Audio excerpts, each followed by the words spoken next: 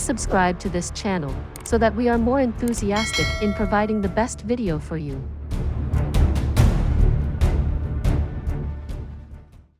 Chapter 861. Friend to Foe. Irreconcilable until death. This shout was so heaven-shocking, so vulgar, and so unbridled, that most likely the entire Chrysanthemum City had heard it. This voice was filled with unconcealed rage and even carried an extreme hatred, causing it to sound somewhat incoherent. Jun Moxie did not recognize the voice in the first instant. But the strength of this person was definitely not below his. Who did I offend? To go to the extent of using all his strength in the middle of the night to scold me? Is he not scared that others would hear? This was the first time he'd ever encountered such a matter after he made a name for himself in the world. Jun Moxie was instantly angered. Even if the person scolding him was not beneath him in strength, it was impossible to reason with the latter anymore. He was just about to go out to investigate when all of a sudden, a loud bang rang out. A huge hole had been smashed through the wall around his yard, causing him to jump up with shock. As he flew out, a sharp object broke through the air towards him with a shrill sound. Jun Moxie widened his eyes, only to see a piece of black cloth drifting towards him. Someone actually used a piece of clothing as a hidden weapon to attack him. What nonsense is this? Could it be they thought they could deal with me with a piece of clothing? They truly looked down on me too much. There was nothing absolute in this world. No one had ever ruled that a piece of clothing could not be used to deal with a Saint Emperor expert. There were always only things that people could not think of, but there was nothing that could not be done. Jun Moxie, who felt looked down upon, flew into a rage immediately as he grabbed the shirt. He was just about to say something, when he felt a sticky substance on his hand. The shirt was actually filled with blood, and even some white and runny substance. Jun Moxie looked around suspiciously, but did not discover anything strange. It was as if this black shirt had dropped down from the sky. Jun Moxie was also a smart person. With a moment's thought, he instantly understood the situation.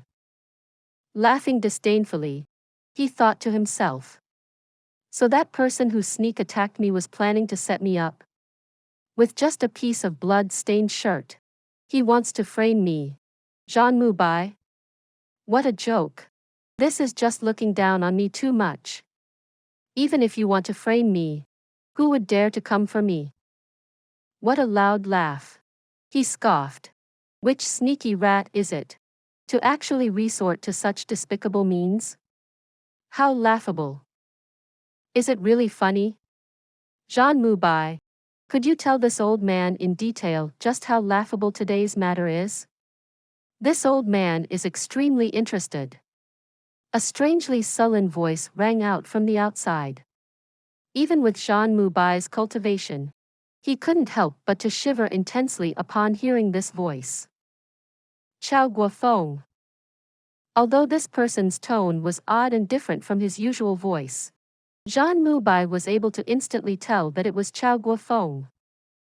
The sky had already gradually brightened, and under the soft glow of the sky, 7 straight and tall figures slowly walked in through the hole and gate. Their eyes were all blood red, and their hatred had obviously reached an extreme level. As they stared at Jun Moxie, their eyes instantly fell on the piece of blood-stained shirt on his hand. At practically the same instant, the sounds of teeth gnashing rang out. At this time, Jun Moxie could already faintly sense that something was not right. However, he didn't pay much mind to it. From the way he saw it, any matter could be talked over no matter how big it was. All of them had already known each other for several hundred years. Was there really anything that they couldn't resolve? Chucking the black shirt to the side, he took 2 steps forward and smiled warmly. Brother Chao, why are you here so early? Could it be that you're too anxious to bring the disciple with the free and natural physique back? So you hurried here to discuss with this old man? This sentence of Jun Moxie truly embodied the epitome meaning of the idiom, picking the kettle that was not boiling, directly adding another stab to Chao Guofeng's bleeding wound. Especially that pretentious laughter of his, it sounded even more grating to Chao Guofeng's ears. Like he was gloating about his loss. To him, it sounded like he was taunting him. Well, didn't you refuse to take my descendant in as a disciple? You want to bring back a genius with the free and natural physique? Hee hee. Go ahead then. Bring that pile of rotten flesh back as your disciple then. Even if I, Jun Moxie, cannot get it, Chao Guofeng, you can forget about having it too. You want to be the master of the #1 expert in the world? Keep dreaming. Especially that act of flinging the black shirt to the side. As if he'd just taken it off. He didn't even seem to be trying to cover the matter up. To Chao Guofeng and the other 7 Saint Emperors, this was simply equivalent to a Nike challenge. Chao Guofeng and the rest immediately felt their rage surge upwards, as if a cup of oil were just poured over the fire. Free and natural physique, anxious to bring the disciple back, discuss with you. Chao Guofeng repeated the words with gritted teeth as blood rose into his head. Suddenly, he raised his voice and hollered. Jun Moxie. Feck your motherfucking discussion. Jun Moxie's face instantly froze. He had not expected that Chao Guofeng would cuss at him so explicitly, without any attempts to mask it. After this sentence rang out, Jun Moxie finally reacted. The voice that scolded him just now was precisely this Saint Emperor Chao. The 2 roars just now were utterly brazen, carrying my full name. It was as if he was afraid that others would not know that he was cursing me. Jun Moxie. Who was Jun Moxie? A powerful Saint Emperor. Not to mention cursing at him brazenly. If others spoke to him with even a slightly heavier tone, that was already unacceptable. Was there anywhere he went where people did not try to curry favors with him? This 2 scoldings from Chao Guofeng left him without any face. Jun Moxie's anger instantly surged upwards to the 9 heavens. Even if your misty illusory manner is impressive, it can't behave like this, right? Chao Guofeng. Jun Moxie roared with widened eyes. This old man had always treated you with courtesy, and for the past several hundred years, I've tolerated all your nonsense. My enduring and patience does not mean that I'm scared of you. Today, you must give me an explanation for cursing at me like this. Otherwise what? What would you dare to do? Chao Guofeng laughed scaldingly as a killing intent surged out of him. Otherwise, I, Jun Moxie, will be irreconcilable with you unto death. Jun Moxie spat fiercely. Jun Moxie's face had already turned somewhat green with anger. Adding to the fact that he felt he was acting within reason, how would he be willing to relent? At this moment, most of the people were just getting out of bed. With Chao Guofeng's loud voice, almost all the experts of the 3 holy lands rushed out before they could even put on their clothes properly. When they came over, all of them were stunned like wooden chickens. The representative of the elusive world of immortals, Jun Moxie, was actually standing in confrontation against the misty illusory manners Chao Guofeng and 7 other Saint Emperors. 8 people, and all of them were riled up like fighting cocks. The atmosphere was extremely heavy, and a few of them were about to start fighting. Everyone's face was filled with hatred and anger. Chao Guofeng and the rest's faces were twitching, and their eyes were opened so wide that their eyeballs were about to fall out. Jun Moxie's face was green, and his expression was incredibly savage. Both sides looked like enemies who would not share the same sky as the other. Just what kind of matter could cause 8 esteemed saint emperors to be angered to such an extent? Surely this was a bit too ridiculous. Just yesterday, the 8 of them had went out to drink together, all of them smiling happily. But in the span of a single night, the winds and clouds changed, and they suddenly became mortal enemies. With so many people looking now, Jun Moxie even more so could not afford to lose that face. Although he knew he couldn't win, he still had to put on a forceful front. Otherwise, how would he stand straightly in front of others in the future? As for Chao Guofeng, he was even more unwilling to relent. Right now, the thing he wanted to do the most was smash this Jun Moxie's head to pieces with a single slap. Hearing Jun Moxie's lofty and heroic words, Chao Guofeng scoffed and laughed. Irreconcilable unto death? Jun Moxie, you sure can act. Do you think that right now, this old man is still willing to share this sky with a scum like you? What a ludicrous joke. Jun Moxie, it's been 600 years. This old man had actually not discovered that you were actually this kind of person. He looked at Jun Moxie with grief and indignation as he lamented endlessly. This old man must have been blind. I was actually blind for 600 years. Jun Moxie. This old man has finally seen you for the person you are today. No, the word person does not suit you anymore. You're just a beast. A beast that's worse than an animal. You said that you're irreconcilable with this old man? Fine. This old man will fulfill your wish. Today, between the two of us, only one shall leave here alive. Bastard. Jun Moxie's anger rushed to his head and he roared in return. Chao Guofeng, you go too far in your bullying. You refuse to accept my only descendant as a disciple, choosing to watch as my line ends. Then, you snatched away my disciple, leaving me without a successor either. I did not say anything because as you said helping me would be a favor, and not helping is within reason.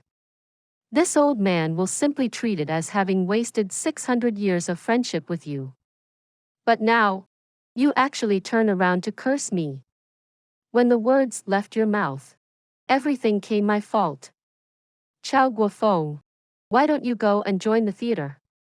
Your talented mouth is too wasted anywhere else. Jun Moxie was incredibly enraged. This was too infuriating. They were simply bullying people too excessively. He'd never seen such a shameless person before. It was fine if you didn't want to help. Now that you found a nice talent, you immediately brought him back. I haven't even had the time to come up with a counter-strategy. Besides, even if you wanted to snatch the person forcefully, I would have let you. The person is even housed at your residence right now. What more do you want? And now, you even scream out my name and curse me in the middle of the night. Am I, Jun Moxie, someone whom you can scold as you please? You, Chao Guofeng, want face. But could it be that I don't need my face? My, Jun Moxie's, face is also extremely valuable. Just because you're slightly stronger in cultivation, you think you're so amazing? If we fight, even if I can't beat you, this old man still has the ability to drag you down with me. The experts from the 3 Holy Lands all tried to dissuade the situation, but necks of the 8 of them were all stiffened with stubbornness as they stared at each other provocatively. A huge battle was about to take place, but none of them was willing to be dissuaded. Jun Moxie, you despicable bastard, hand over your life. Chao Guofeng roared, unable to endure any more. All of a sudden, his body disappeared from the spot. When he appeared again, he'd already sent tens of palms smashing ruthlessly towards Jun Moxie from all directions. Jun Moxie howled with rage, not dodging or running, directly meeting him blow for blow. Loud booms rang out, and the entire ground shook and cracked. The walls of the yards collapsed, and even the house behind them was swaying violently. Within the dust, the figures of the two could be seen fleeting about, exchanging countless blows continuously. Leaping upwards, they soared into the sky and continued the battle up there. Before the crowd could figure out what was going on, the two of them had already begun a savage battle. An all-out fight between two high-level Saint Emperors. Even if anyone had the intention to provide assistance, they wouldn't have the courage to do so. Everyone was simply looking upwards with anxiousness. Please subscribe to this channel so that we are more enthusiastic in providing the best video for you. Chapter 862. Young Master Jun's Discord Sowing Plan. A loud bang rang out, and the most shocking scene appeared. Following two loud shouts, the two figures clashed and parted, leaving countless afterimages in the air. The speed of their fight grew faster and faster. In the eyes of the crowd below, the sky was suddenly filled with countless Zhanmu bays and countless Chaogua phones. Each afterimage was incredibly real, with more appearing every second. By the time the afterimages vanished, more had already appeared. The two sides' speed had already reached the extreme. Such a quick battle was not a foreign thing to the crowd. After all, there were many Saint-level experts there.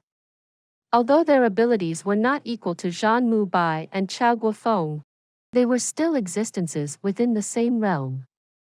While they were looking at the battle between the two with shock, they could see that they were truly fighting for real this time. Each move was meant to cause the greatest amount of damage, and neither was going light on the other at all. As long as either one of them was slightly careless, the fight would instantly turn detrimental. The extremely ruthless techniques used caused the crowd to feel their skins prickling with shock. If those techniques were used against them, most likely, they wouldn't be able to receive them at all. What would happen if they couldn't receive them? Without a question, they would be dominated quickly and killed in a gruesome manner. Fellow Saint Emperors who fought alongside each other, old friends who interacted with each other for 600 years, actually ended up fighting in such a manner, as if they wanted to kill each other. The main instigator, young Master Jun, was watching the fight in midair with great excitement. A Saint Emperor level fight was filled with so many things to learn. Moreover, these two Saint Emperors were not holding anything back, putting their lives on the line as they fought. Although this matter was caused by him, Jun Moxie did not feel even the slightest bit of guilt. One could only say, it was just a coincidence. I never thought that I would become a rare genius in your eyes, and want even less to become the successor for you bunch of old fellows. I only went out for a walk and met the #1 lunatic under the heavens by chance. Just when I was prepared to execute my grand plan, you guys spoilt everything. This young master is definitely not that whatever free and natural physique talent. At least this young master still has this bit of understanding. This is not some whatever prenatal body. It's a postnatal body that cannot be more postnatal. Only at the age of 16, 17, was this postnatal body being cultivated. Regardless to whichever genius in the world, this was late by 15, 16 years. Perhaps one should say that mine is the Hongjun Pagoda physique. Have you heard of that before? No? That's right. It would be strange if you've heard of it. Besides, this young master's eyesight is not so ordinary and casual. You guys think you have the qualifications to give me legacies? Are your legacies better than the #1 cultivation technique, the art of unlocking heaven's fortune? Can you provide me with limitless spiritual chi like the Hongjun Pagoda? Do you all have any primal chaos purple chi? It's not that I'm looking down on you. Most likely, You all haven't even heard of it before, right? If you want to take me in as a successor, you all still need to cultivate for a few thousand more years. Just with that bit of skill and those little rubbish techniques, you want to recruit this young master? Your qualifications are too lacking. At the very least, you should have the same level of strength as the 9 Nether first young master to barely be eligible. And that would only be a secondary consideration, not even a first choice. The 3 holy lands are vast and mighty, and the misty illusory manor is haughty and overbearing. Jun Moxie had sworn to oppose the 3 holy lands, but this young master temporarily is unable to beat them in a straight fight. I'm currently in a bind and am looking everywhere for allies. Now, you've scared away my potential ally. Then, since you people treat me as Tongsun's longevity flesh to be eaten by you, if I don't find some trouble for you all, wouldn't I be letting down your sincerity too much? From the moment you guys discovered me, this trouble had already landed on your heads. If you hadn't discovered me, then, I can only shrug my shoulders. After all, I'm right in front of you. If you didn't discover me, that's your own problem. It can't be blamed on me. So the entire way, young Master Jun displayed his best acting skills, perfectly portraying the role of a simple mountain village boy who came to a famous big city, yet unexpectedly encountering a big situation, allowing the awestruck emotions and excitement of such an event to show clearly in his behavior. Then, he even conveniently threw out the information that his supposed free and natural physique had also eaten the spirit stone immortal milk and also expressed his willingness to come under their apprenticeship. A perfect performance, paired with the fact that this actor's physique was extremely similar as well. Just a few sentences had caused those old fellows to be so taken up with him that they practically could not let him go. As long as there was an emotional attachment, it would make things easier. Whether it was a good deed or a bad deed, everything became much easier to do. As long as there was emotional attachment, even if one was committing our *PE or being our *PED, it would be considered love-making between a couple. As for framing someone else, it would be like driving a light carriage on a familiar road. When water flowed, a channel would be formed. Furthermore, it would inspire the greatest rage and hatred. So once the Saint Emperors from the misty illusory manor brought him back, he simply took the chance when they were discussing animatedly to slip out with the yin-yang escape art, finding an unfortunate fellow from the Chen family with a physique similar to his and bringing him back. Then, at an appropriate time, he purposely created a small commotion, changed into black clothes, and floated through the window. Young Master Jun actually did not do many things in this process. He simply ran around madly, and smashed that unlucky bastard's head into pieces with a single slap. Then, after altering his voice a bit and saying a few words, he directly escaped. The technique he used was naturally also something that was extremely similar to Saint Emperor Zhang's famed technique. It was only a pity that young Master Jun's impersonation was not very on point. Then again, if the impersonation was too accurate, it would instead arouse the suspicions of others. Per Jun Moxie's predictions, the misty illusory manor and the 3 holy lands would most likely have a big argument after this, and both sides will be unhappy. It would even be possible if the alliance between them broke up. If there's only the people of the 3 holy lands left among his enemies, the pressure on his side would lessen greatly. But young Master Jun seemed to have still overestimated the endurance levels of this bunch of old fogies. Or rather, he'd overestimated the importance of his free and natural physique. Those old fogies completely did not act according to his script and directly initiated a death match. This result was far out of young Master Jun's expectations. It seemed a little too ludicrous, too fierce. Too shocking. Looked like this poison he set was too strong. How he supposed to know that the free and natural physique was akin to a living breathing treasure in Chao Guofeng's eyes? In terms of importance, it was even more important than all the treasures he'd accumulated in his life. The legendary free and natural physique that he'd secured with great difficulty, and his best successor, had been turned into a pile of rotten flesh. Chao Guofeng was almost on the verge of losing his mind. How would Jun Moxie have known that Chao Guofeng had looked for such a unique physique for 600 years? The hope and delight of 600 years had been turned into nothing. If he hadn't seen Jun Moxie's physique himself, then even if he heard the news of such a physique being killed, he would only sigh and shake his head with pity. But now that he'd already secured the disciple and was at the height of his happiness, he was suddenly kicked into the depths of hell in an instant. Saint Emperor Chao had experienced the extremities of heaven and hell in the span of a single night. This contrast was simply too huge. So Chao Guofeng's insanity and rage had already exceeded anything that Jun Moxie could have imagined. But right now, Jun Moxie was not considering such matters at all. He was stroking his chin and considering. Since it's already so lively now, then how should I make the situation turn even worse?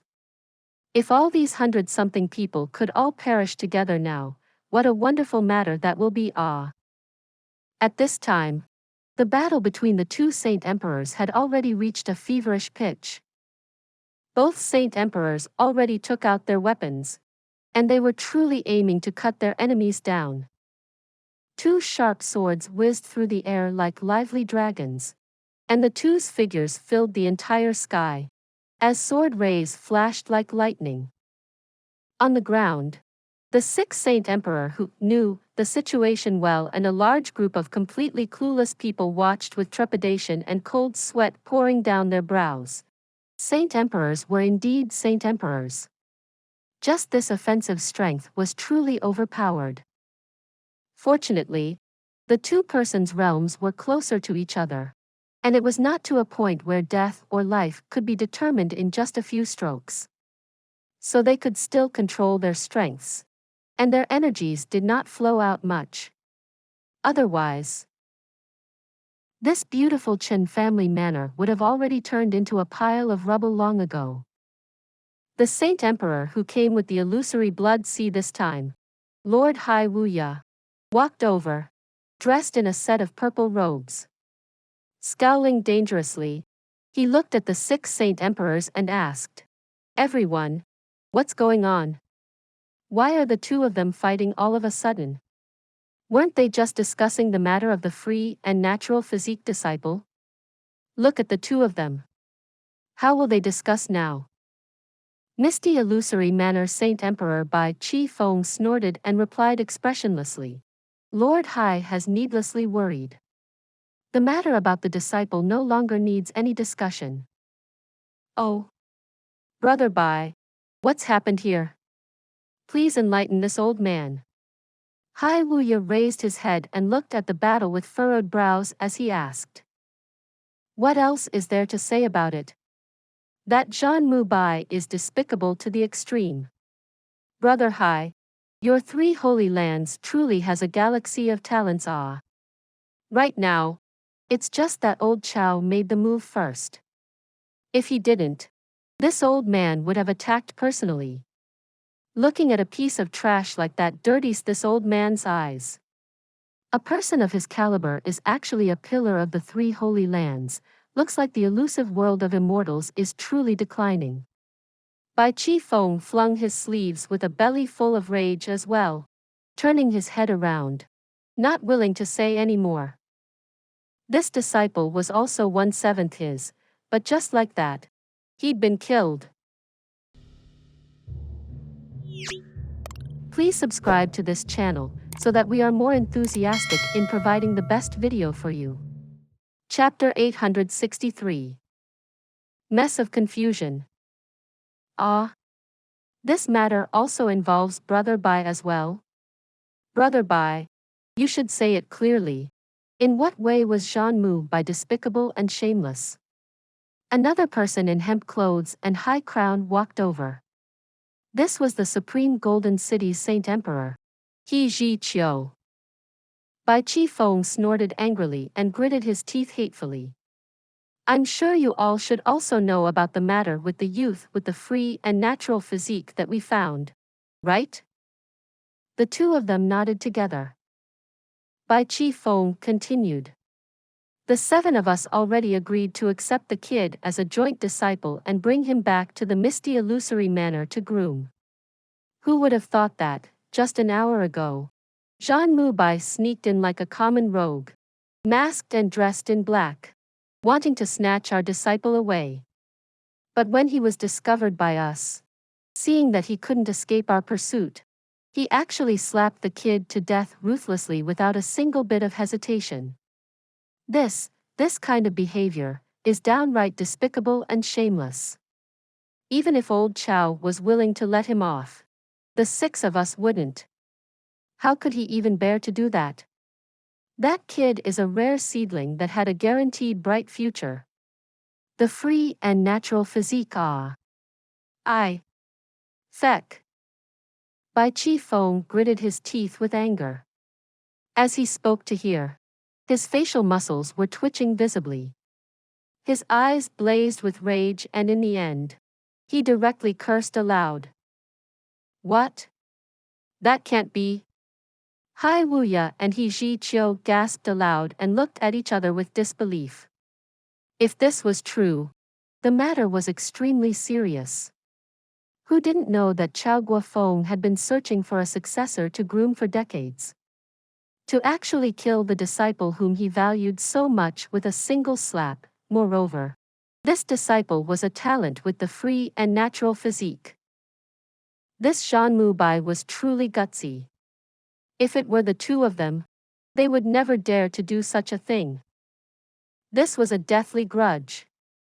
To Chao Guofeng, such a level of hatred was no different than if his father was killed and his wife was our *ped. The way the two looked at Jun Bai completely changed in an instant. It was as if they were beholding a tall mountain in awe.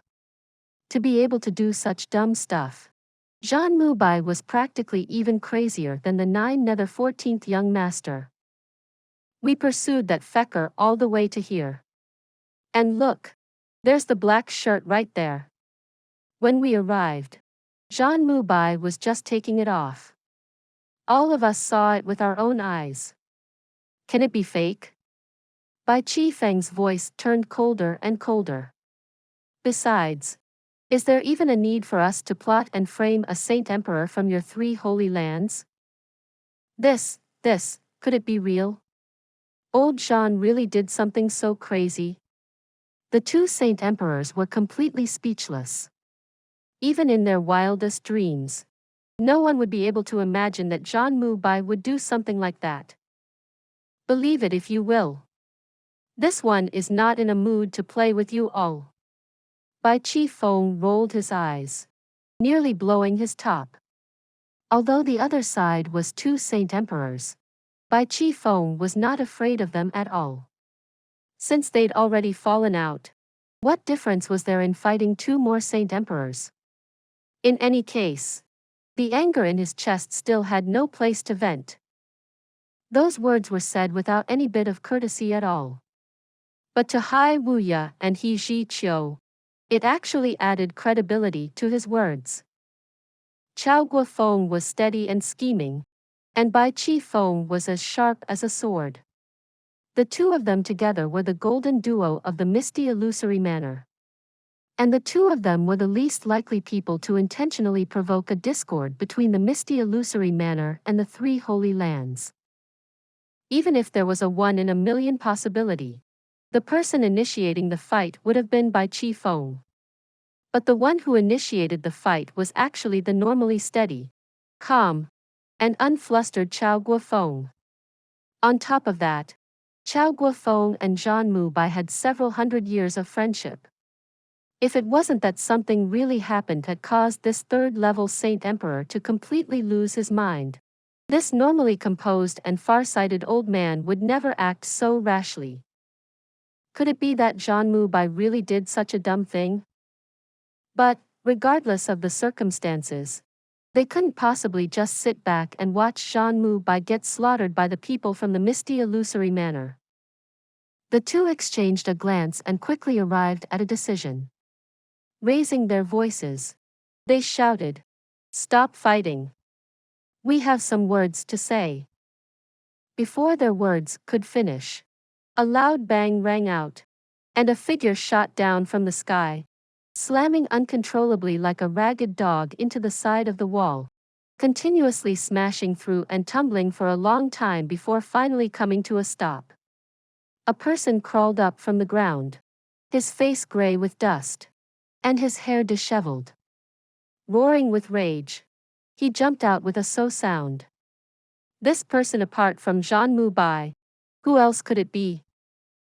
On the other side, Chao Guofeng landed unsteadily, stumbling many steps backwards. Every step left deep footprints on the ground, sending stone fragments flying high into the air. He continuously stumbled for 20, 30 steps, but was still unable to dispel the momentum, slamming heavily into the wall. With a loud boom, the entire wall collapsed. However, Chao Guofeng finally stopped, and with a shake of his shoulders, he stood up straightly.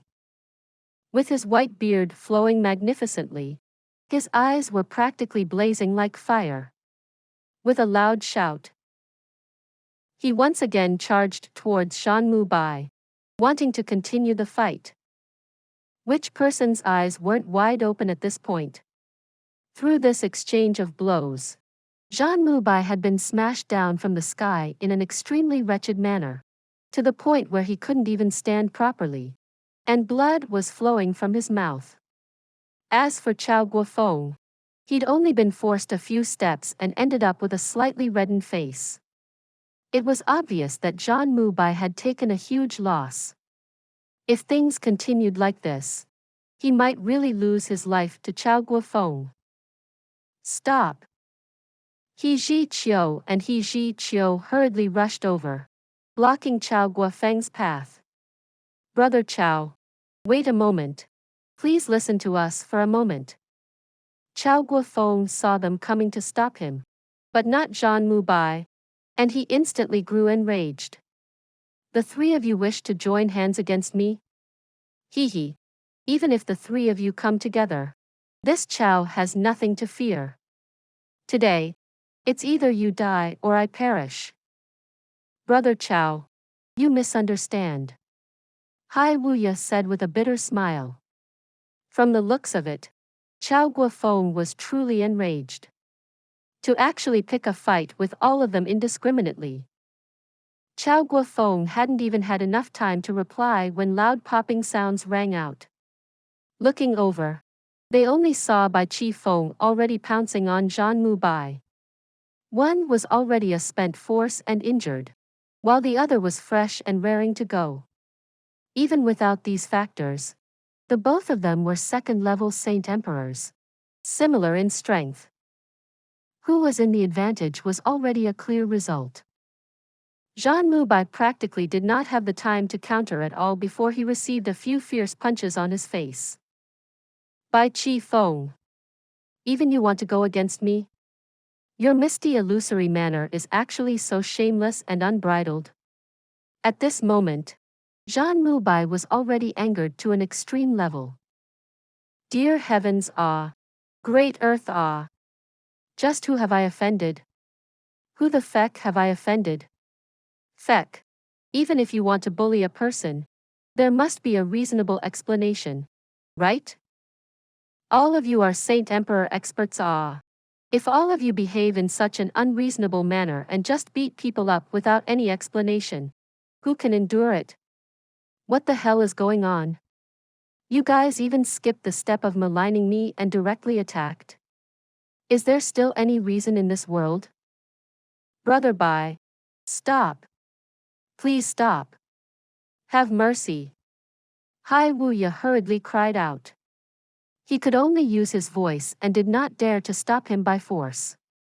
The moment he attacked, it would mean that this was a fight between the three holy lands and the misty illusory manor. That was a heavy responsibility that they couldn't handle. But how fast was a fight between Saint Emperor level experts? In the time that it took for that single sentence to be said, Jun Moxie's face was already turned into patches of black and blue. His two eyes were swollen and black, like a panda's eyes.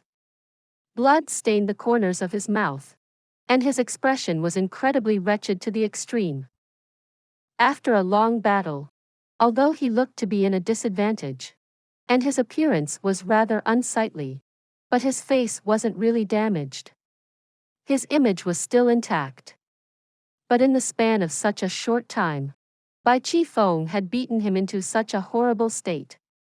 And all of those blows had been directed against his face, causing this Saint Emperor Jun to look like a pig's head.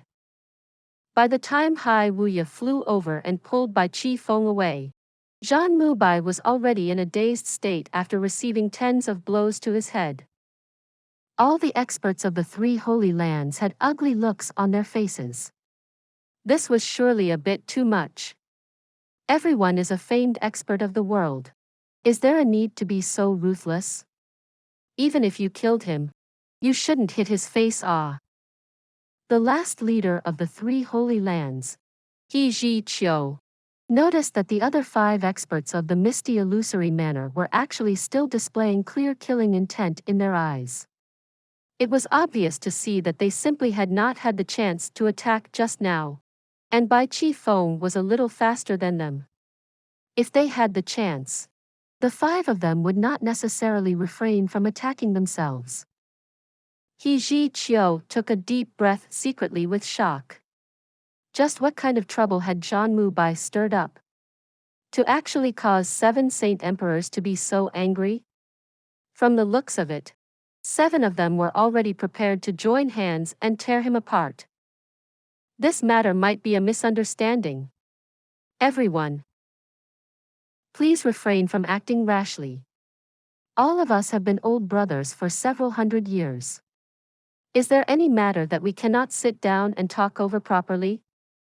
Although He Ji Qiu knew that the enmity this time was definitely not light, however, he couldn't not speak up for Jun Moxie and just sit at the side and watch while they beat him up. No matter what, the misty illusory manor was still an outsider. Chao Guofeng snorted disdainfully and raised his chin. It's impossible to settle today's matter peacefully anymore. With a single slap from that dog Jun Moxie, the disciple that this old man spent several hundred years to find was turned to nothing. This enmity is unresolvable, and it's not possible for us to share the same sky anymore. Jun Moxie is a narrow-minded scoundrel who's jealous of the good and envious of the talented. If this old man is not given a satisfying explanation today, even if this old man must kill his way into the elusive world of immortals, I will get my justice. Chao Guofeng. You old bastard. Jun Moxie had just managed to crawl up from the ground, and his entire face was covered in his own blood. He was so humiliated that he was already thinking about killing himself. Shrieking like a ghost, he cried, Chao Guofeng, you truly go too far in your bullying. First, you cursed at me for no good reason, then you attacked ruthlessly without saying anything. Could it be that I, Jun Moxie, should be bullied by you as you please? This old man has always done things in an open and above-board manner. Even if I examined my conscience, I have nothing to feel guilty about. How am I a narrow-minded scoundrel who's jealous of the good and envious of the talented? Your mother's fart. A scoundrel like you actually dares to claim to be open and above-board. Having a clear conscience? Who among the people here doesn't know about your dirty deeds? We'll not talk about the stuff that's too far in the past. Just recently in Tien Fa Forest, You actually sneak attacked a junior several hundred years younger than you. A despicable person like you actually has the cheek to claim to be open and above board? Do you even believe your own words? Since Jun Moxie is a mortal enemy of your three holy lands, it's fine to not talk about whether you were shameless or not. But today, you actually dare to kill my disciple right in front of me. Jun Moxie, do you really think that the elusive world of immortals can protect you? You think that this old man really does not dare touch your elusive world of immortals? Chao Guofeng scoffed coldly. Please subscribe to this channel, so that we are more enthusiastic in providing the best video for you. Chapter 864. It really wasn't me. Jun Moxie was a great worry for the three holy lands. This old man indeed felt some shame about the manner in which I killed the boy back then.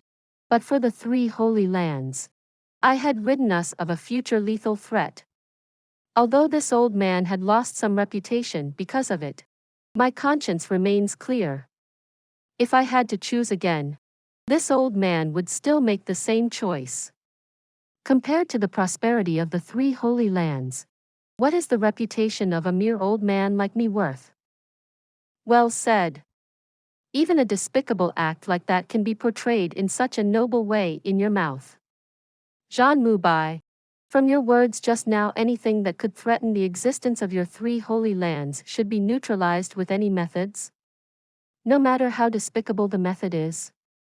Bai Chi Feng, who was standing at the side, asked. Indeed. Is there anything wrong with that? Could it be that you are capable of remaining unfazed by a lethal threat to your misty illusory manner? All of us are the same. What are you so shocked about? Jun Moxie shouted with rage. His chest puffed up with self-righteousness. The moment Jun Moxie's words rang out, everyone from the three holy lands looked at him with a kind of sincere admiration. Only a few people noticed that the look in the seven misty illusory manner Saint Emperor's eyes had changed yet again. If their eyes could be said to have been concealing a murderous intent earlier, it was now blazing with a Nike declaration to kill. Good. Good. You've said it really well. Jun Moxie. You've finally admitted to killing the joint disciple of us seven, right? Looks like it was our disciple who deserved to die. He's the other mortal threat of your three holy lands. So as long as you get rid of him, the three holy lands can rest peacefully from here on. Bai Chi Feng's voice was cold and sharp, like a poisonous viper. Jun Moxie coughed violently and widened his eyes with rage and some confusion. At this time, he finally regained some clarity of the situation. Remembering the earlier sentences, he spluttered. What did you say just now? What, removing a mortal threat? And you said I killed your disciple in front of you? Where did those words come from? What nonsense are you spouting? At this point, you still want to deny. Didn't you confess it very clearly just now? Aren't you just afraid that my disciple would become a huge threat to your three holy lands in the future? Chao Guofeng was so enraged that he nearly spat out a mouthful of blood. This old man saw with my own eyes and even pursued you here. Then, we all saw you holding the blood-stained shirt with our own eyes. You still want to deny? Could it be that you think you're still capable of escaping responsibility? Deny? What am I denying? I killed your disciple. What? Jun Moxie shook his head vigorously. This fellow was first cursed at and then beaten up, after which a heap of confounding accusations were thrown at him, causing him to be exceedingly confused. Your disciple? Since when did you have a disciple?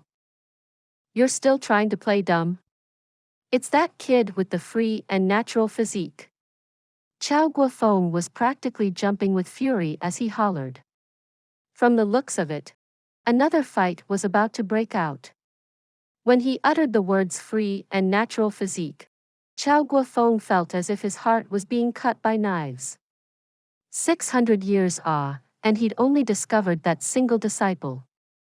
Chao Guofeng hadn't even charged over when Zhan Mubai jumped up with shock. Widening his eyes to a new impossible limit, he demanded, "What did you say? What did you say? The free and natural physique kid was killed by me? Chao Guofeng. What nightmare came into your sleep last night? What nonsense. That kid." As he spoke to this point, he stopped with a start. "That kid is dead?" Bai Chi Feng looked at him coldly and scoffed. "Zhan Mubai, keep pretending. Act with all your might. Why didn't you go and become an actor back then? With your acting skills, you would have definitely been extremely famous, with accomplishments far surpassing your measly attainments as a saint emperor." "I act your mother's head." Zhan Mubai was so angry that he could hardly form his words. "How could I have possibly killed him? I can't even begin to treasure the boy enough. So how could I have the heart to kill him? Just last night, I specifically sought Brother Hai and Brother He out to discuss a plan about the matter. And I even took out 2,000-year-old spirit herbs and 2 divine weapons and gave it to them. We discussed all the way until midnight, and only then did I manage to convince them to help me. We were just about to look for you to determine who the disciple should belong to. How did he get killed by me in the blink of an eye? What kind of ridiculous nonsense is this?" As he talked, Hai Wuya and He Ji Qiu nodded repeatedly, their faces showing faint awkwardness. Although the two of them had agreed to help, they had also received some benefits in return. Now that Zhan Mubai had disclosed this information so clearly in front of everyone, they felt somewhat embarrassed. But they also knew that Zhan Mubai had done it out of desperation. He had to bring out the best evidence in this critical moment. Although it was not a comfortable feeling to be exposed like that, there was nothing strange about it. With Brother Hai and Brother He as witnesses, there is naturally no need to doubt this point. But who the feck knows what you wretched thing went to do after your meeting with them? You think that by creating a cover with those actions, you'd be completely unfaultable? Thinking that you've created the perfect alibi, you changed into a set of sneaky black clothes and snuck into our manor, abducting the boy away. However, you were discovered by us, and seeing that it was impossible to escape with him, you committed this atrocious crime. Since there's no longer any hope that he will be your disciple, you ruthlessly killed him instead to prevent him from becoming a future threat to your 3 holy lands. You thought that if you didn't admit to it, it would have nothing to do with you. Zhan Mubai. You dare to commit the crime, but are scared to admit to it, attempting to deny and find excuses to cover yourself. You are despicable to the extreme. Chao Guofeng pointed at him with rage, and with a flash, he grabbed the black shirt on the ground and held it up. Zhan Mubai, the 7 of us chased you all the way to this place. And when we came in, we also saw you taking off this black shirt. Do you still want to deny?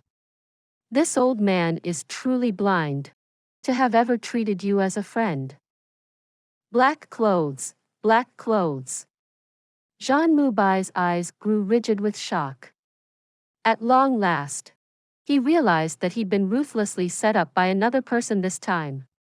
All the events from before flashed before his eyes one by one: the loud voice, him coming out, the wall collapsing, the appearance of a black shirt, and him catching it. Right after that, Chao Guofeng and the other 7 arrived. The methods of this hidden person were truly ruthless. One thing after another, every single factor was lined up flawlessly and meticulously to the extreme, leaving him no chances to clear his name as he fell into the middle of the giant plot, forcing him to stand in opposition to the several saint emperors. Zhan Mubai choked violently and sprang up, nearly vomiting out a mouthful of blood. Someone threw this shirt to me. This is a scheme. Someone wants to frame me. How could I possibly do such a despicable thing? Frame you. Ha ha ha. Chao Guofeng was so angry that he ended up laughing hysterically instead. Zhan Mubai, there's no need for you to try denying any further. If you dare to do something, you should have the courage to bear responsibility for it. That's the way a man should be. Daring to do something yet being too fearful to admit it is the ways of a coward. Tonight, even if you are capable of making flowers bloom with your tongue, you should not dream about escaping. My dear disciple, hopefully your soul has not departed far away yet. Watch your master take revenge for you and make this scoundrel pay the price of your death with his blood. This wasn't done by me. Saint Emperor Zhan's body trembled intensely, and his eyes grew panicked. The grief and indignation, along with the bruises and cuts on his blood-drenched face, formed an extremely stark image of desperation. Yet, the injustice was impossible to wash away. As his eyes darted around, he shouted pitifully. It really wasn't me, ah. Bai Chi Feng sneered coldly and looked at him in a mocking manner. Zhan Mubai, regardless of what your original intention was, the fact remains that you've destroyed the hope of the seven of us. Did you think that a single, "it wasn't me," will be enough to prove your innocence? Truly too laughable. Even the entire elusive world of immortals' ability at distorting the truth is likely not as formidable as you? To think that you even dared to call yourself open and above board, having a clear conscience. Just how did those words manage to come out of your mouth? You say that I did it? Where's the proof? Where's the corpse? Just a single sentence from you all. And you want to proclaim me guilty? What's the motive? Why would I want to murder that kid? Zhan Mubai roared hysterically, the veins on his temples bulging exaggeratedly. The truth has already been laid bare. Is there anyone with eyes that is still not clear about it? As for the motive, you yourself admitted it just now. What a powerful motive that was. And you still want me to repeat it again for you? As for the evidence, it's that black shirt right there. And the body? Bai Chi Feng snorted coldly and said, Old Sixth, go and bring the corpse here. Saint Emperor Zhan wants to look at his own work. Brothers, the rest of you get ready. We are fighting for vengeance this time. It's not a sparring session. On my command, we will act together and tear this shameless Zhan Mubai into pieces. Whoever dares to obstruct us will be an enemy of the misty illusory manor and will form a death grudge with the seven of us. A white shadow flashed out and in a short time, returned with a body. This corpse did not have a head, and it looked extremely pitiful. It was only dressed in undergarments, and one could at most discern that it was the body of a youth. Whether it was from the muscle structure or the current state of growth, this person was definitely not beyond 20 years old. Pooh! With a loud sound, the body was thrown onto the floor. Glaring icily, Bai Chi Feng pointed at the corpse on the ground. Now that the human testimony and material evidence is all here, what does the open and above-board Saint Emperor Zhan still have to say? Zhan Mubai's body shook, and he looked with disbelief at the unrecognizable body on the ground. He swayed lightly on the spot, completely speechless. Do it! Bai Chi Feng waved his hand, and 6 shadows flashed through the sky, their ultimate techniques all prepared in their hands. All of a sudden, Younger! Ah! Younger! My Younger!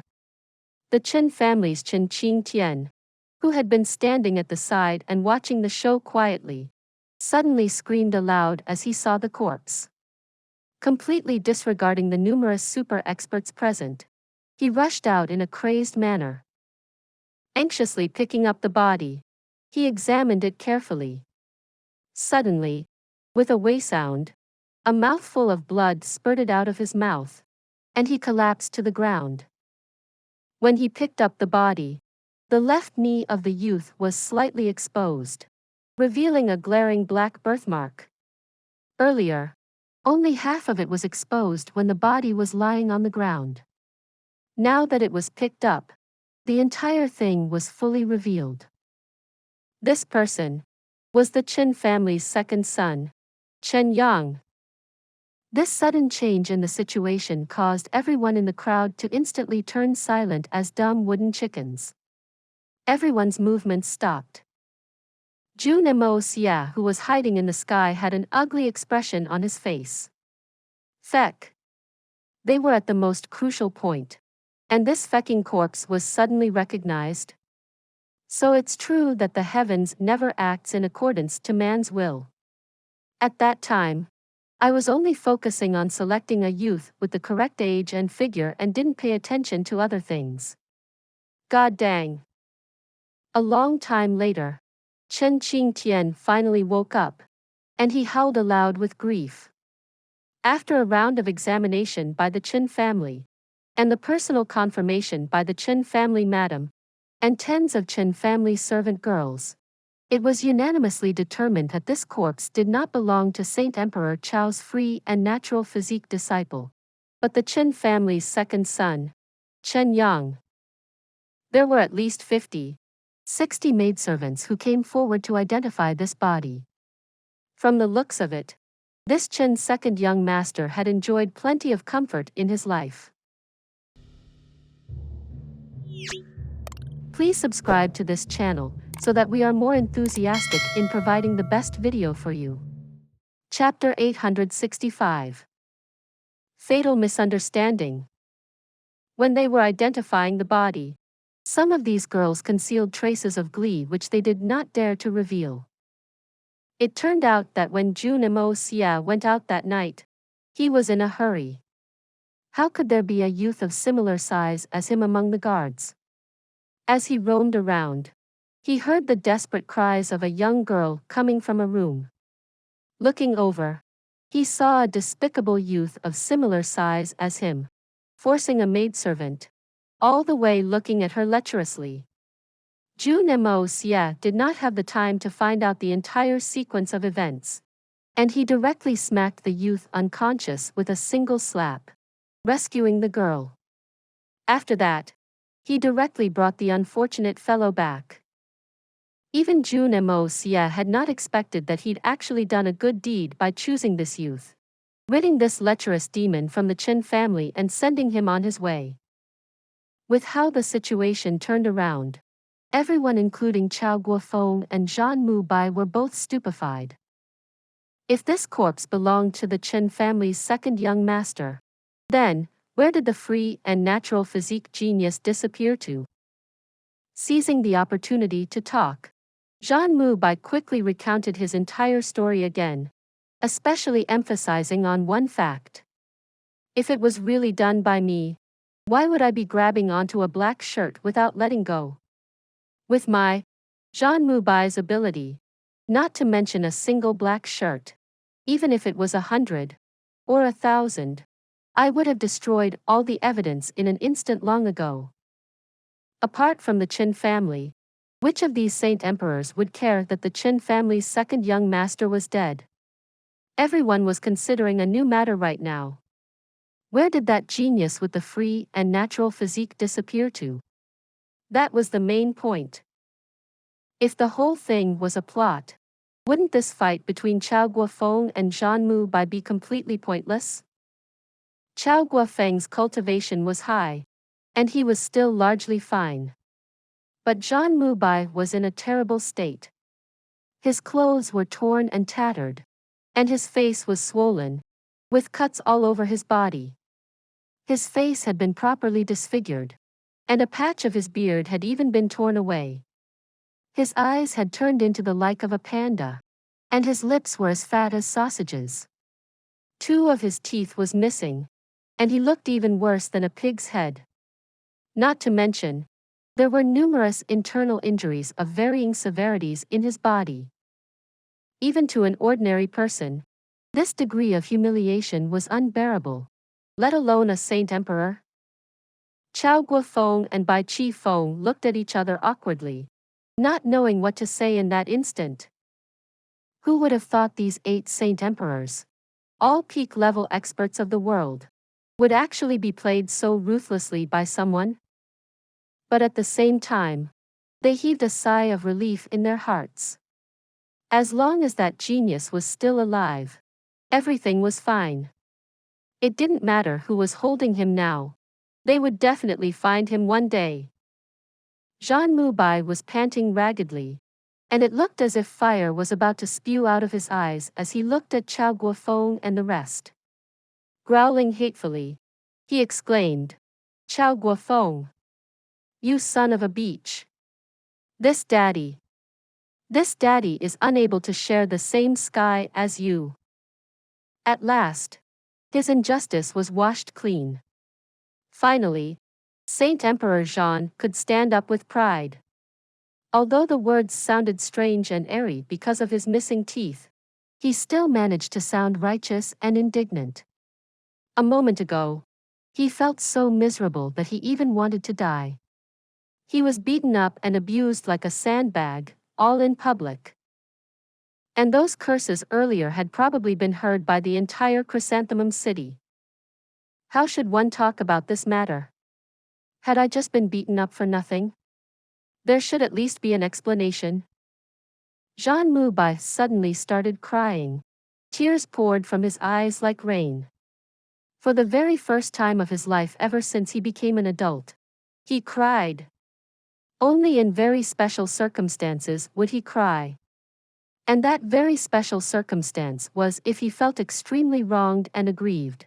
And when that aggrievement was cleared, well, right now, Saint Emperor Zhan sobbed and blubbered inconsolably like a baby. I was so wronged. I was so mistreated. As he cried, Zhan Mubai suddenly thought of a very important matter. If the corpse before them was already verified to be a fake, then, where did the real person go? His eyes swiveled rapidly. The more he thought about it, the more it seemed probable and correct. The black shirt had just been flung over, and Chao Guofeng and the rest arrived in the next second. Feck. Even a plan to catch adultery in the act did not have such precise timing. At this kind of time, who else would want to set me up? Apart from Chao Guofeng, this competitor, who else could it be? Feck. Zhan Mubai slammed his fist against the ground, and his anger rose as tall as a mountain as he roared, "Chao Guofeng! To think that you actually had the face to call me despicable. You are the most despicable snake among us all. For the sake of gaining a disciple with the free and natural physique, you actually went this far." Since he knew that he'd made a mistake, Chao Guofeng already felt exceedingly embarrassed. The anger in his belly had already disappeared, and there was only guilt left in his heart. Especially when he saw that his old friend Zhan Mubai, whom he'd known for several hundred years, was beaten up to such a state. He felt even more ashamed in his heart. Wishing he could just sink into the ground and disappear, he opened and closed his mouth repeatedly like a fish, unable to say anything. At this point, he decided that the only thing he could do was to try to make things up to this old friend. He must groom this old friend's descendant properly. Even if it wasn't his ideal successor, it didn't matter anymore. Hearing Zhan Mubai yell at him now, he couldn't help but to shake his head with a bitter smile. Mumbling weakly, he said, "Brother Zhan, where did those words come from? I know that you're not very happy in your heart. I'll make it up to you, all right? Just bring that great-grandson of yours to me later. I promise to groom him well." Zhan Mubai leapt up with rage, taking 2 steps forward and arriving rapidly before Chao Guofeng's face. With a swift stretch of his hand, he grabbed the latter's collar and pulled him forward.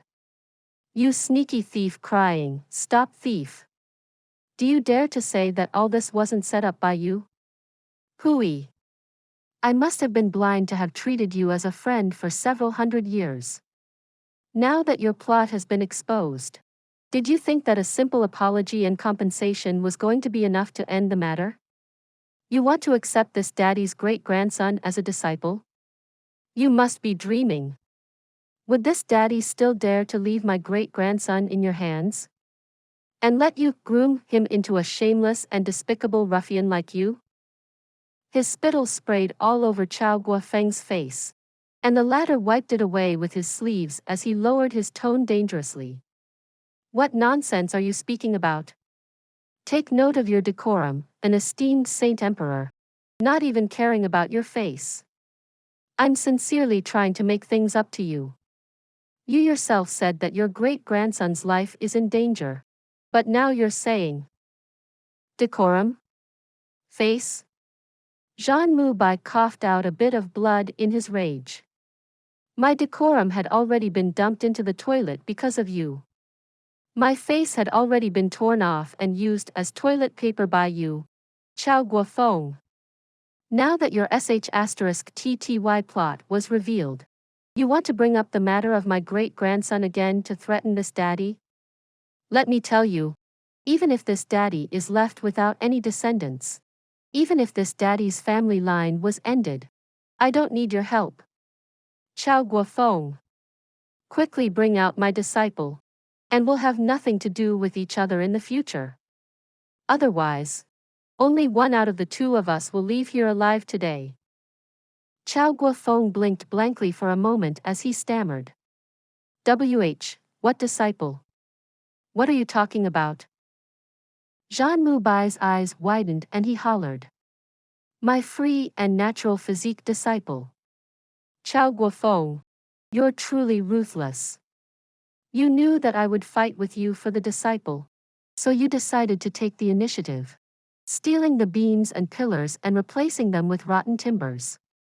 First, you killed the Chen family's second young master, smashing his head with a slap. Then you maligned me and charged me with the crime. After that, you all came together to accuse me and attract all the attention, while hiding the child away in the chaos. Tell me, am I right?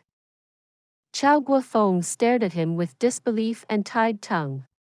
Who would have thought that this fellow's brain was actually so quick and imaginative? Actually managing to take a completely baseless thought and make it sound so logical and reasonable, turning around to accuse him instead. Bastard! What bullshit are you spouting? Chao Guofeng was angered. We've known each other for so many years. Am I that kind of person? Feck off with your dog shut so many years. Right before this, hasn't this daddy also known you for so many years? Was this daddy also that kind of person? Didn't you still thoroughly humiliate me? Jun Moxie's eyes were red as he stared steadily at him. Chao Guofeng. Chao Guofeng. Previously, I was still feeling curious. That free and natural physique kid was staying with you guys last night. And with 7 great saint emperors around him, he was actually captured and killed by someone. In this world, is there anyone with such great skills? Ha ha ha. I'm such an idiot. He laughed miserably as he turned his head to the sky. In this world, those who could catch a living person under the close protection of 7 saint emperors and escape, perhaps other than the 9 Nether 14th young master. There's probably nobody else. To think that I hadn't discovered such an obvious flaw just now. I actually failed to notice that this was just an excellent show directed and acted out by our talented Saint Emperor Chao Guofeng. What a peerless genius of the theater. To think that you had the cheek to mock me and call me a great actor just now. I have to say, the acting skills of your misty illusory manner is even more impressive. Chao Guofeng, if at this point, I still failed to see through your motive, this old man would have lived my life in vain. When Jun Moxie said those words out, all the experts of the 3 Holy Lands gasped and collectively issued an "oh" sound. This explanation was highly possible. As Jun Moxie had said, who in this world could kidnap a living person right under the nose of 7 Saint Emperors? That was simply an impossible matter. It was an irrefutable fact. Not mentioning 7 Saint Emperors, even if it was only one, as long as the Saint Emperor went all out and protected the person with all his strength while disregarding his own life. Unless he died, the person he was protecting would definitely be safe and sound. This was the strength of a Saint Emperor level expert. And the kid had been guarded by 7 great Saint Emperors. Something that even the 9 Nether 14th young master couldn't do was likely also impossible for any other person in this world. A bunch of nonsense. This is unfounded deceit. You're turning black into white. Preposterous. Chao Guofeng was so enraged that his entire body shook. Even the hair on his head and his beard were trembling. Right now, he could finally understand how Jun Moxie had felt a moment ago. It was already embarrassing enough to lose his disciple. But now, that pot of shit had also been poured over his head. Jun Moxie's analysis was rational, and his inference was logical. Furthermore, he stood on the side of reason. People soon began to side with him and began to offer him advice. However, their words of persuasion all seemed to hold more meaning within them. While casting strange looks at Chao Guofeng, Hai Wuya sidled up to Jun Moxie and advised, "Brother Jun, for this matter, it's better if we give the matter further thought and discuss it later. Brother Kai has always been an upright person. When we think things through for a few days, it wouldn't be too late to sit down and talk again." He Ji Qiu also nodded and added, "Brother Jun, this matter should not be rushed. We should take it slowly and talk about it at length." Their words all hinted at the same thing. Everyone's opinion were the same as Jun Moxie. At this moment, it was clear that the genius disciple had definitely been hidden away by Chao Guofeng. In fact, it was quite likely part of a grand scheme by the 7 Saint Emperors of the misty illusory manor to palm off a substitute for the real thing, while attempting to get away scot-free by deceiving the entire world. Please subscribe to this channel so that we are more enthusiastic in providing the best video for you. Chapter 866. Fake 9 Nether 14th Young Master. The misty illusory manor's objective was to monopolize secretly. This Chao Guofeng, he was actually thinking of making a talent that had been exposed into an invisible man for the misty illusory manor to secretly nurture into their secret weapon, then suddenly make it known to the world. How could there be something this easy? But things had already gone to this state. No matter how Chao Guofeng tried to hide, he would still need to bring him back to the misty illusory manor. As long as you keep trailing after him, it'll be revealed someday. And one more thing, you, Jun Moxie, is already severely injured. You are not their match. You'll only be humiliating yourself by forcefully battling them." Bai Qifeng stepped out and said coldly, "Saint Emperor Jun, we were wrong for being mistaken. But you also cannot accuse us just because you felt unfair after suffering this disadvantage. When it happened, the few of us were together for the whole night. We can be witnesses to each other's alibis. We, the people from Misty Illusory Manor, are really incapable of that sort of despicable act." Witness? What use is there in you guys bearing witnesses? Jun Moxie was utterly crazy. Aren't you guys all the same? The 7 of you are the shared master of that prodigy. Huh. The 7 of you come from the same place. You're all acting in collusion, and you still want to be witness for each other? Don't forget, I was listening when you guys made the discussion to share the disciple. Bai Qifeng, do you fucking think that we are all idiots? You said you cannot believe the words I said. Then now let me return you the same sentence. If you were in my position, will you believe the evidence you speak of? You are truly shameless. Chao Guofeng and Bai Chi Feng were instantly enraged. Chao Guofeng was still feeling guilty for wronging his old friend, but right now it was all gone, and only endless anger remained in his heart. He uttered coldly, "Whether you believe it or not, that is your problem. The truth of the matter is just like this. We didn't do it. That is all. Zhan Mubai, Saint Emperor Zhan, I am indeed sorry about the matter today. But truth will prevail someday. You do whatever you want, but we brothers shall take our leave." Take your leave? Chao Guofeng, you make it sound so easy. You have given me such a great humiliation, but now that I've seen through your tricks, you are planning to just leave like that? How can it be so simple? Zhan Mubai said angrily. You can leave if you want, but leave your head behind. Or leave the disciple behind. Pick one out of the two. Chao Guofeng, you decide. I'll leave you with a feck. Bai Chi Feng spat on the ground disdainfully. Zhan Mubai, are you still not aware of what your position is? A mere piece of trash like you actually is thinking of making Brother Chao leave his head behind? Keep fecking dreaming. Were those few hits earlier not enough for you? Are you still looking for a beating? Both parties at this point had already thoroughly fallen out, so Zhan Mubai's tone was extremely ruthless, leaving no room for amendments, and Bai Chi Feng's words were even more harsh. Every single sentences tore away at Zhan Mubai's scars. Chao Guofeng let out a long sigh and turned around. Stop wasting your breath. Let's go.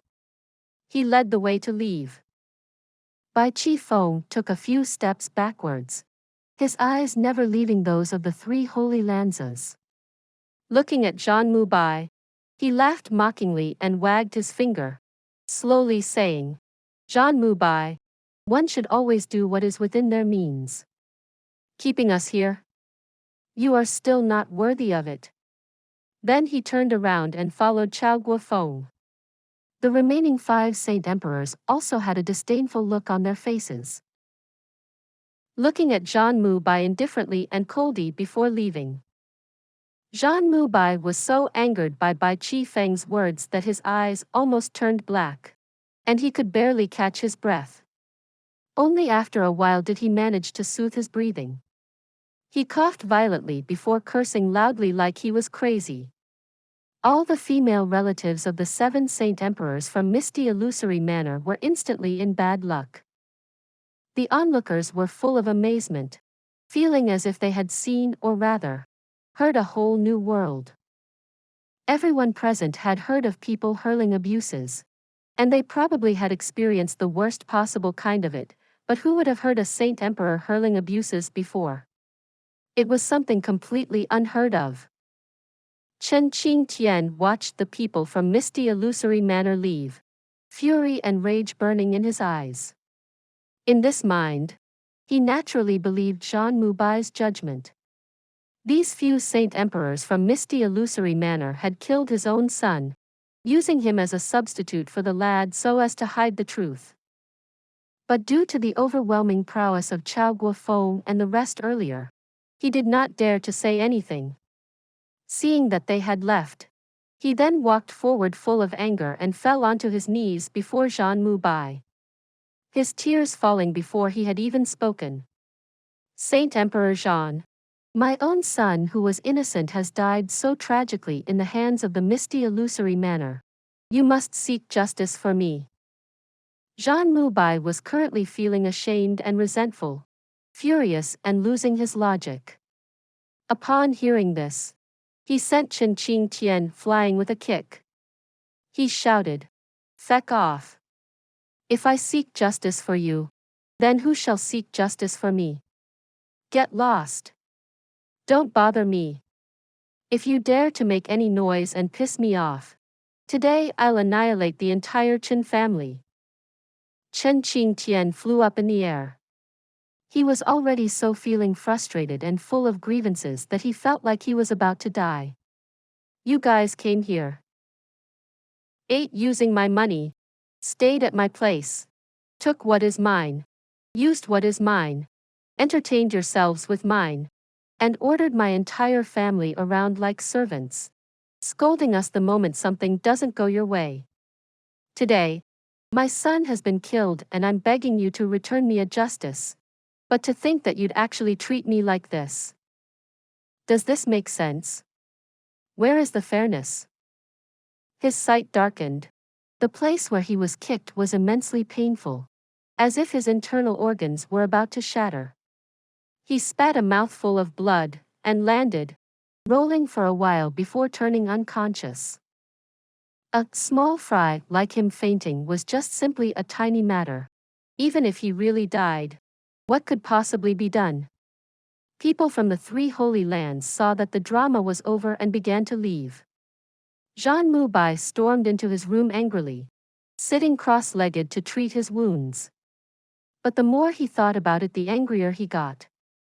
His head felt as if it was on the verge of exploding. He just couldn't bring himself to focus and calm down, even until afternoon. He angrily drank a few mouths of water and hurled the pot away. The people from Misty Illusory Manor moved out of the Chen Manor in the morning, moving to an inn in the city. Of course, Hai Wuya and He Ji Qiu from the Three Holy Lands had kept them company for the entire journey.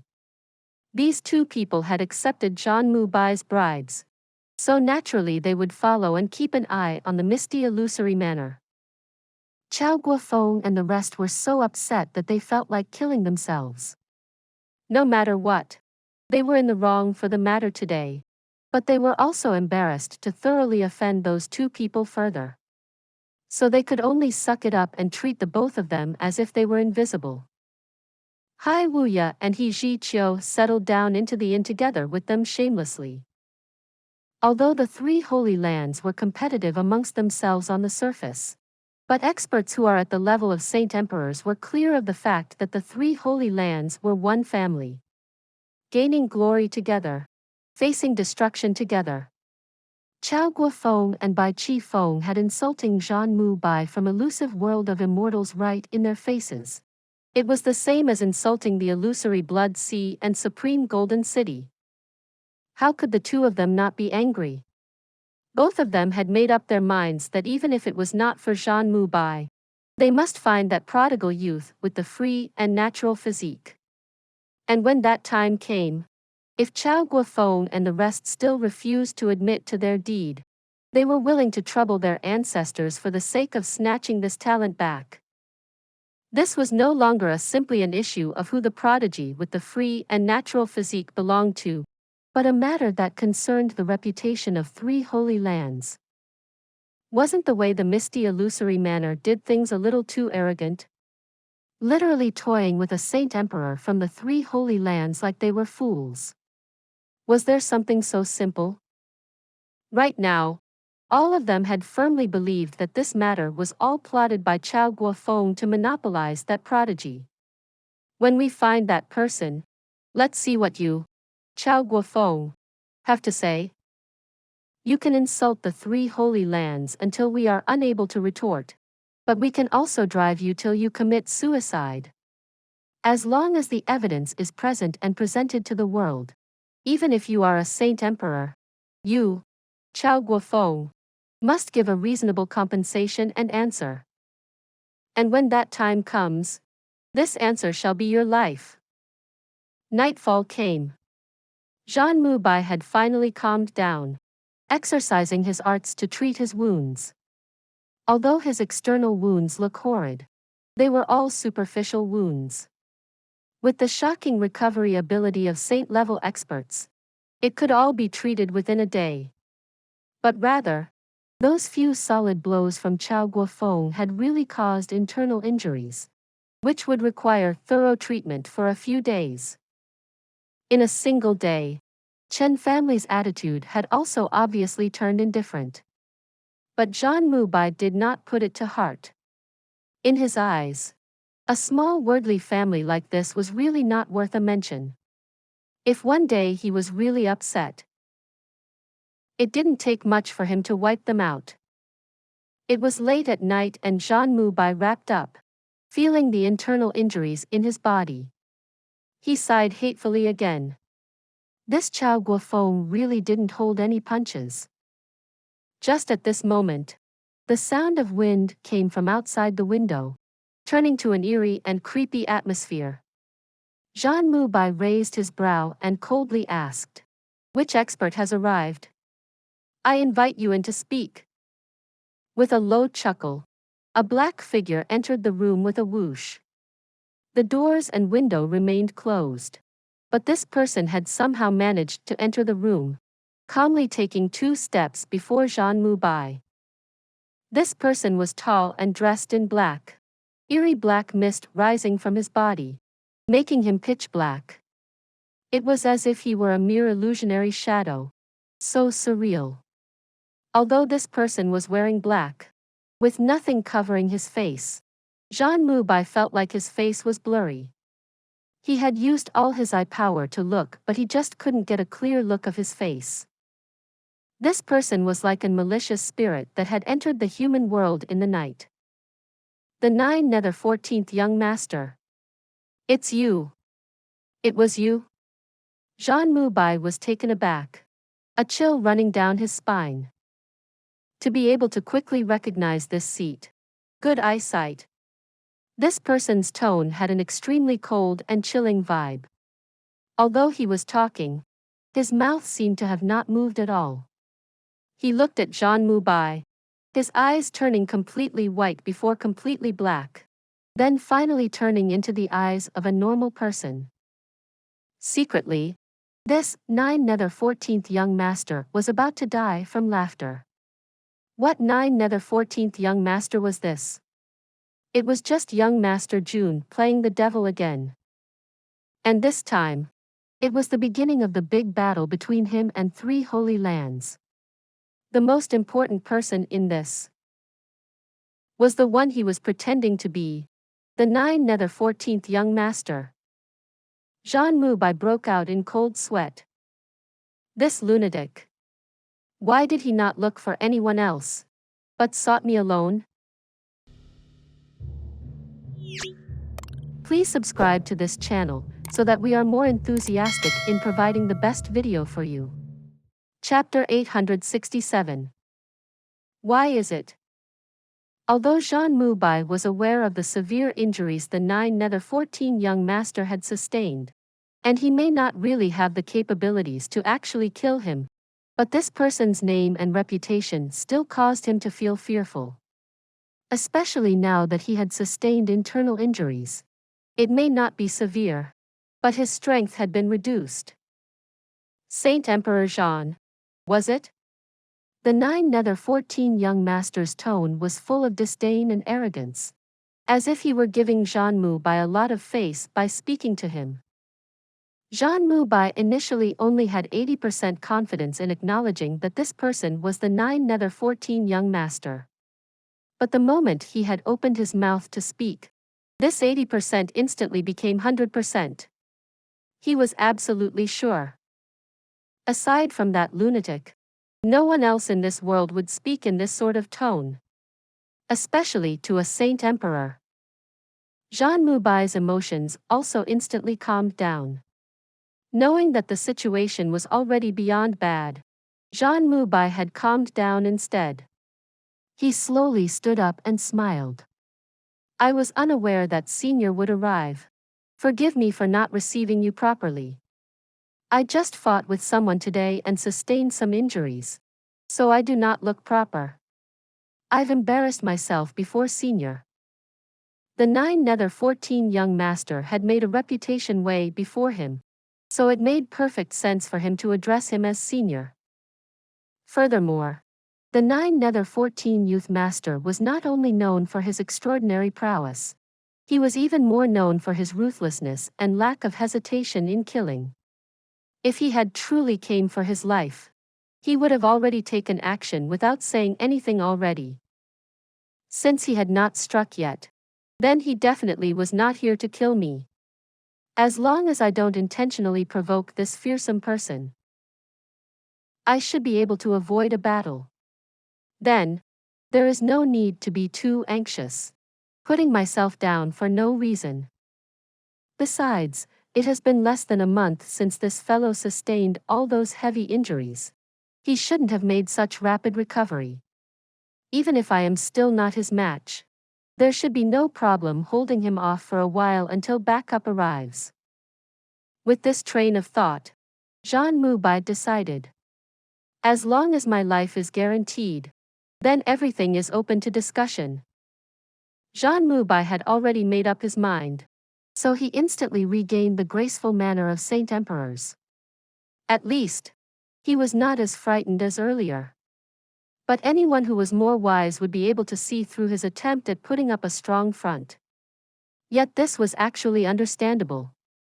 When meeting with a fearsome person of his generation all alone, out of all the people in this world, how many could really not feel fear?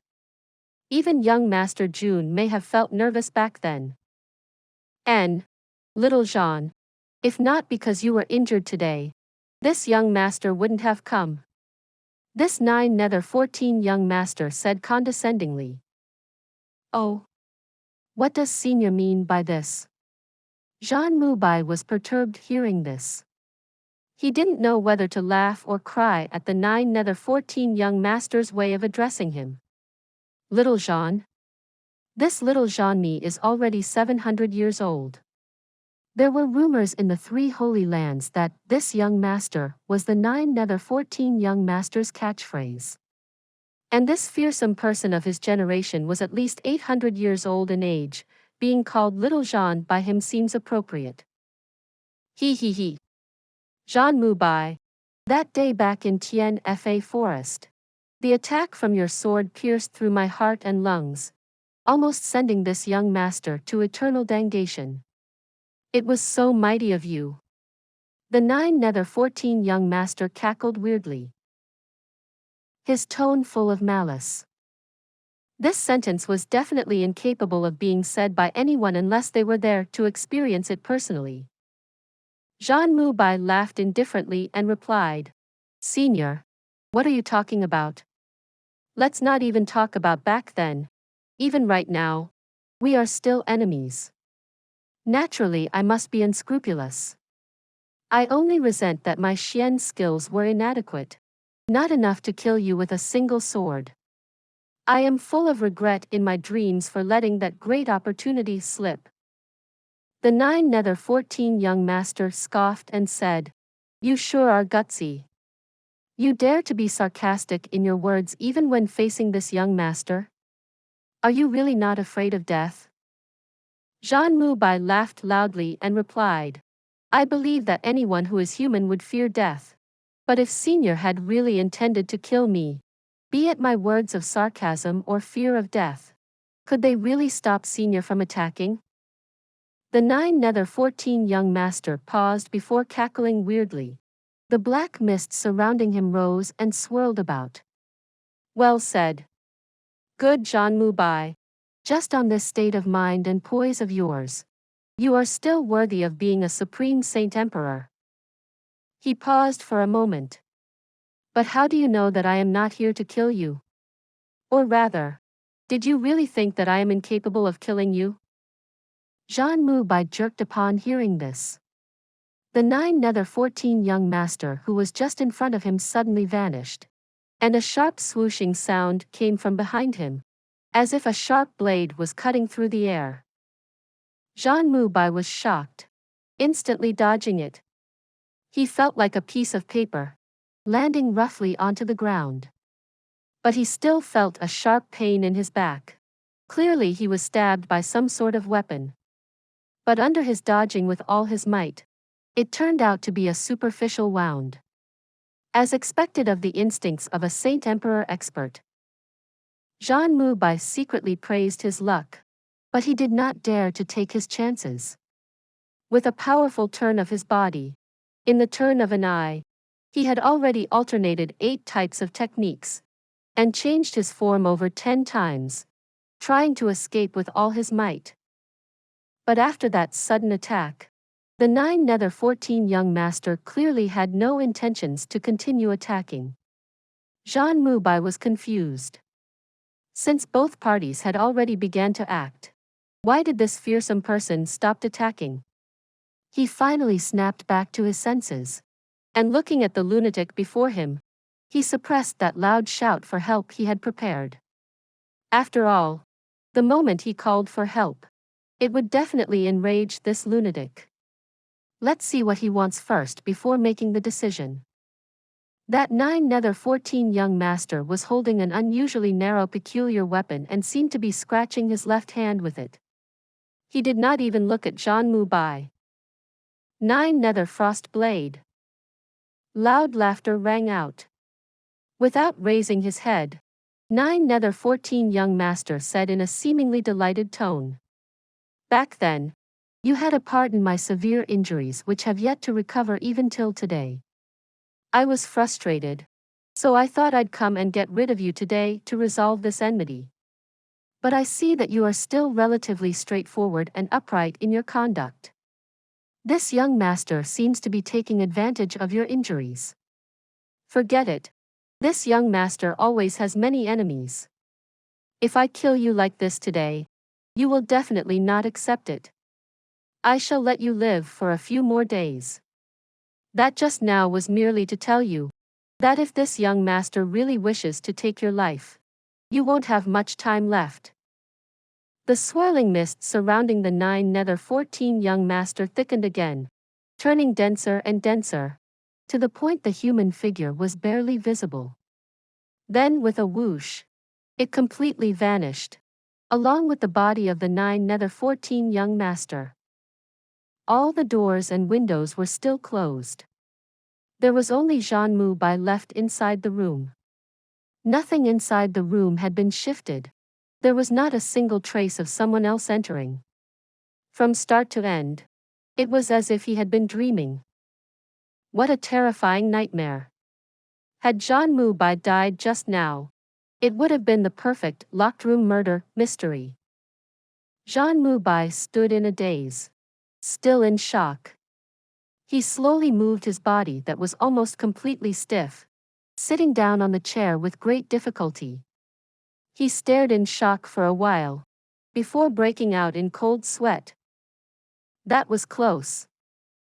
Since the 9 Nether 14 young master had suddenly appeared, Jun Moxie may have appeared calm, but his mind was already in a frenzy. He could barely force himself to keep calm.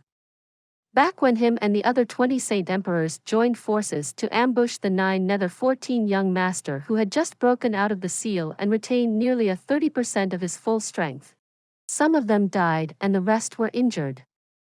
But now the other party had only come after himself. Could it still be good for him? When faced with someone as fearsome as him, Jun Moxie did not even dare to call for help loudly even though he had put on a strong front, all in fear of triggering the other party.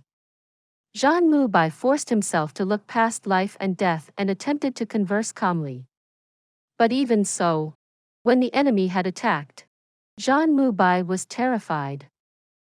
The response he made in that moment was purely instinct, a defensive instinct he had cultivated as a habit. But I didn't die earlier not because I was strong enough in my countering. It was merely because the enemy did not intend to kill me.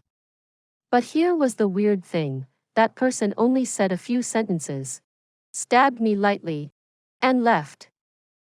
Why? Why did he not kill me? Since he had no intentions to kill me, then why did he come? Then the things he just said, were they all bullshit? What is the meaning behind this? Some time had passed since that person left. He'd probably be long gone with his level of agility. But Jun Moxie's aftershock started to hit him in waves. His face turned pale as he sat on the chair in a daze. His entire body trembling. There was only one thought in his mind: why? After a long time, the cold sweat finally stopped coming out of Jun Moxie's body. He regained his senses and shouted, "Men! Come! Men!" He totally did not realize that his voice was hoarse when he made this cry. The fake 9 Nether 14 young master activated the yin-yang escape and exited Jun Moxie's room, quickly disappearing in the air. In a blink of an eye, he had already left the Chen Manor. Young Master Jun chose a quieter corner to land, before revealing himself. He couldn't help but wipe the cold sweat off his forehead, also screaming internally, "Why? How could Jun Moxie not wish to kill Jun Moxie? If he could, for an enmity this great, he wished that Jun Moxie would not live for another second. But the problem was, he was still the fake 9 Nether 14 young master, and not the real 9 Nether 14 young master. Not that he was unwilling to kill, but he was incapable of it. He couldn't kill him. With his current strength, he still couldn't kill Jun Moxie. Even when Jun Moxie had internal injuries and was not at his full strength. Although Jun Moxie was scared out of his wits by the sudden arrival of the 9 Nether 14 young master, he was still a Saint Emperor and still had the instinctive reaction of a Saint Emperor. And because of this, Jun Moxie, who was suddenly attacked, instantly gathered this Xian Qi in his body and used it as defense. Jun Moxie used 70% of his strength and the 9 Nether Frost Blade, but was still incapable of breaking his Xian Qi defense. He could only leave a small cut wound on him. A small wound like this, even if you made 1,000 of them, did not have much effect on a Saint Emperor. So Jun Moxie instantly made the decision to retreat immediately. His objective HDS already been met anyway. Killing Jun Moxie or not, the ending would be the same. As long as Jun Moxie viewed him as the 9 Nether 14 young master, his goal had been beautifully accomplished. Please subscribe to this channel, so that we are more enthusiastic in providing the best video for you. Chapter 868. Continue stirring trouble. Because if he tried to kill him forcefully, and his cover was blown by the enemy, then it would really be terrible, and everything would be doomed. Jun Moxie only had one real objective on this trip: to release a single news. The 9 Nether 14th young master was right here in Chrysanthemum City. If he could successfully kill Jun Moxie, it would naturally be good. The unique scars on the corpse would be made by the 9 Nether Frost Blade, which proved the authenticity of the news. Although this plan was not accomplished, but the effect was just as effective being spread from Jun Moxie's mouth, perhaps even better. But the defense of a Saint Emperor expert really widened Jun Moxie's horizons. It was really too strong. He had gathered 70% of his strength in his stealth attack, and even an ordinary saint would probably die from the blow. But it was almost useless on a Saint Emperor, even when this Saint Emperor had sustained internal injuries and was not at full strength. The shocking difference between a saint and a Saint Emperor was obvious. When recalling the 9 Nether 14th young master's shocking prowess of killing Saint Emperor experts so effortlessly, young Master Jun sighed. The difference between these peak experts and me is still too big. Back in the snow mountains, he had successfully broken through to the second level of a venerable. After the accumulation during this period of time, although he had broken through to the Hongjun Pagoda's 5th level, but there seemed to be almost no difference in strength. It only transformed into a completely new state. Now, he was only a 3rd level venerable. That Jun Moxie was at the peak of a 2nd level Saint Emperor. There were a dozen level differences between them. If he was really killed by me, then he'd really have met with a ghost. Jun Moxie stood up and breathed out gently. Since Jun Moxie's side had already gotten the news, then next up, it'd be Chao Guofeng and Hai Wuya's turn. But they had moved out of the Chen Manor and into the same inn. This greatly reduced the freedom Jun Moxie had. Jun Moxie's figure disappeared in the night. No matter what. Since the plan had already started to unfold, then it must be carried out till the end. Why not add more oil to the fire while everyone was agitated tonight? Since the 9 Nether 14th young master is here in Chrysanthemum City, I'd let myself down if I don't find something for him to do. While flying, Jun Moxie suddenly recalled a matter. If the people from the Chen family managed to recognize that corpse, then didn't that go to say that this free and natural physique prodigy I supposedly am could still be used in the future? He, this young master was just trying to think of how to fix this loophole.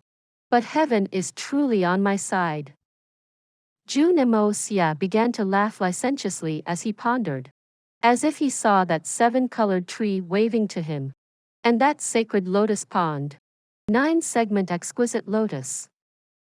If any women coincidentally saw the smile young Master Jun had right now, even an 80-year-old woman would instantly run far away. They knew a look this indecent. A slut. In the inn, Chao Guofeng, Bai Chi Feng, and the rest were all gathered in the room, their brows furrowed and suspicion filling their minds. If that person was not Zhan Mubai, then who could it be? Although Zhan Mubai was detestable in his words, but it made some sense. In this whole world, it is really difficult to have anyone capable of kidnapping someone under the protection of all of us. Chao Guofeng furrowed his brows, unable to figure it out. Hai Wuya is not that tall. And He Ji Qiu is a little plump. And the other few saint emperors from the 3 holy lands have only reached the level of a saint emperor. It is impossible for them to enter the courtyard without us noticing. Who could it be? Boss Chao. Don't be so quick to make a conclusion from how indignant Zhan Mubai looked. I still insist that this matter had something to do with Zhan Mubai or perhaps the whole 3 holy lands. Bai Chi Feng said as he stood. This person seemed as if he never sat down, no matter where he was. And this temper was extremely bad, speaking like a firecracker. It was his words in Tian Fa Forest back then that had caused the 5 greatest powers of Xian to fall apart. Those who knew him well knew that this person talked like this. He was born with a face and temper that asked for a beating. If one day, no one really got angry when he talked, it would really be weird. What do you mean? Chao Guofeng raised his brow. The logic is simple. The potential of a free and natural physique. You know. I know. And Zhan Mubai knows. No matter what, he will not give up on it. Bai Chi Feng laughed coldly. A free and natural physique with no foundations is the greatest asset. Zhan Mubai was not silly. And neither are the rest. No matter which family. As long as the 3 holy lands gets this person, then it can be expected that 300 years in the future, the family that has gotten the boy will be able to oppress the other 2 completely. And can even use this to make all 3 lands into one single family. The other 6 saint emperors nodded in agreement at Bai Chi Feng's words. If this is the case, after Hai Wuya and He Ji Qiu know of this big matter, can they really be trusted to keep their promise? To snatch this person back and return him to Zhan Mubai? For just a few meagerly useless things? If it were you guys, will you guys be willing? Bai Chi Feng chuckled coldly. Of course not.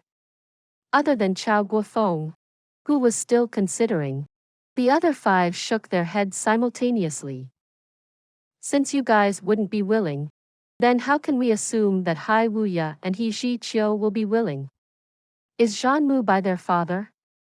So what if the build doesn't match? Is it that difficult for us to change our forms? It is just that we respect our statuses and are unwilling to do that and view such act with disdain. Zhan Mubai laughed, his voice getting a bit loud. Softer. Chao Guofeng instantly stopped him. He could tell that this sworn brother of his was already extremely angered by Hai Wuya and He Ji Chio's constant supervision. He was trying to look for trouble to teach those two a lesson as well. Chao Guofeng had already set up a barrier. As long as one didn't use too much strength speaking in here, those outside would not be able to hear anything. Even if the person outside was a saint emperor. But Bai Chi Feng had intentionally raised his volume and used his Xian Qi when delivering his last sentence. If those two happened to be paying attention to the movement here, they would definitely hear this sentence. To two supreme saint emperors who did not allow anyone to sully their dignity, this sentence was enough to instantly trigger a battle to the death. And that was how it was. Right next door, He Ji Chio angrily scoffed and was about to go on a rampage following Bai Chi Feng's sentence. Although Hai Wuya was also full of anger, he held He Ji Chio back. On what basis? That bunch of people from Misty Illusory Manor are really too much. They know that we are listening, but they insult us like this. That sentence was clearly meant to challenge us. Forget it if you don't want to join me. But why are you making me join you in being a coward? He Ji Chio spat angrily in a soft voice. Old He. Always think of the greater picture. Misty Illusory Manor cannot care about it, because they have a whole lot of alternatives they can retreat on. If anything, they can just hide into the Misty Illusory Manor, and even 9 Nether 14th young master wouldn't be able to enter. But can we? The situation is not in our favor. We must endure this no matter what. An innocent person will prove to be innocent. Hai Wuya's eyes were dark. And although his words spoke of the greater good, a cruel smirk hung on the corner of his lips. There will be a day I make these old bastards pay the price. He Ji Chio exhaled harshly and sat down again. Brother Bai. Since they are also unwilling to let go, then why did they still agree to help then? One of the saint emperors who was a little short and petite asked in confusion. They probably wanted to reap the benefits. If they had outrightly rejected that old Jean's request, and even brought up the idea of also fighting for the rights to that child, then they would end up on opposite sides, making it even more difficult to go against us. Instead, by fake promising to help, they can stabilize old John and make it easier to do work. Bai Chi Feng's volume was still very loud. This sort of low-level scheming, who can't see past it? Even a 5-year-old child can tell using his B*TT. Old John was probably too blinded with his desire to notice it. To think that those two pieces of trash thought that they had set up a flawless and perfect plot. What a joke. This Hai Wuya and He Ji Chio have really shown me what is a real fool. The breathing of the two people next door began to get heavy, their entire body trembling with rage. Gritting their teeth so tightly it looked like they were about to shatter them. There is no meaning in continuing to guess blindly. What we need to discuss now is, who was it that took the child? Not where Hai Wuya and He Ji Chio stand. Bai Chi Feng. You are stressing on the wrong thing. You must know that now is not the time for you to be willful. Perhaps the stance of Hai Wuya and He Ji Chio is a little dubious. But with either of their capabilities, it is hard for them to move so freely before all of us. I believe that the person that night was not any of these two people. Chao Guofeng scoffed and stopped him. If he allowed Bai Chi Feng to continue speaking in such an unbridled manner, probably the whole of Chrysanthemum City would be up in the skies tonight. Those two scoundrels indeed do not have that capability. But they may not necessarily have nothing to do with it. Although we only have a few people here on our side, but it may not be in the case of the Three Holy Lands side. Bai Chi Feng said. Until now, even when dealing with the 9 Nether 14th young master in Tien Fa Forest, 3 Holy Lands have only sent 3 second-level Saint Emperors each. Not a single 3rd or 4th level Saint Emperor was deployed. Although the forces they sent this time are not small, but it may not necessarily mean that they have no intention for the misty illusory manner to put in more effort in this matter. The greatest possibility is that they were even hoping that the experts from misty illusory manner can perish with the 9 Nether 14th young master so that they can reap all the benefits. And this matter was avoided by Boss Chow's farsightedness by making appropriate arrangements beforehand. Otherwise, the 3 Holy Lands would definitely watch from the sidelines, then take all the advantage. Hai Wuya and He Ji Qiu next door looked at each other. They were not wrong on this. So I still believe that these 2 people agreed to help Jun Moxie, but not with so simple intentions. The 3 Holy Lands will definitely want this unworldly prodigy, but because of the balance between them, not a single family can have it. Someone like this will definitely enter the Heaven Saint Palace and become the supernatural existence at the top of the 3 Holy Lands, the greatest asset and protector of the 3 Holy Lands. Please subscribe to this channel so that we are more enthusiastic in providing the best video for you. Chapter 869. I'll let you fucking experience the cool autumn. A look of contempt flashed across Bai Chi Feng's eye. Although letting a youth enter the Heaven Saint Palace as a guardian is an incredulous matter that is completely unheard of, this youth has the free and natural physique that has never been heard of in all of history. If they are able to get this person, the Heaven Saint Palace will definitely be willing to make an exception.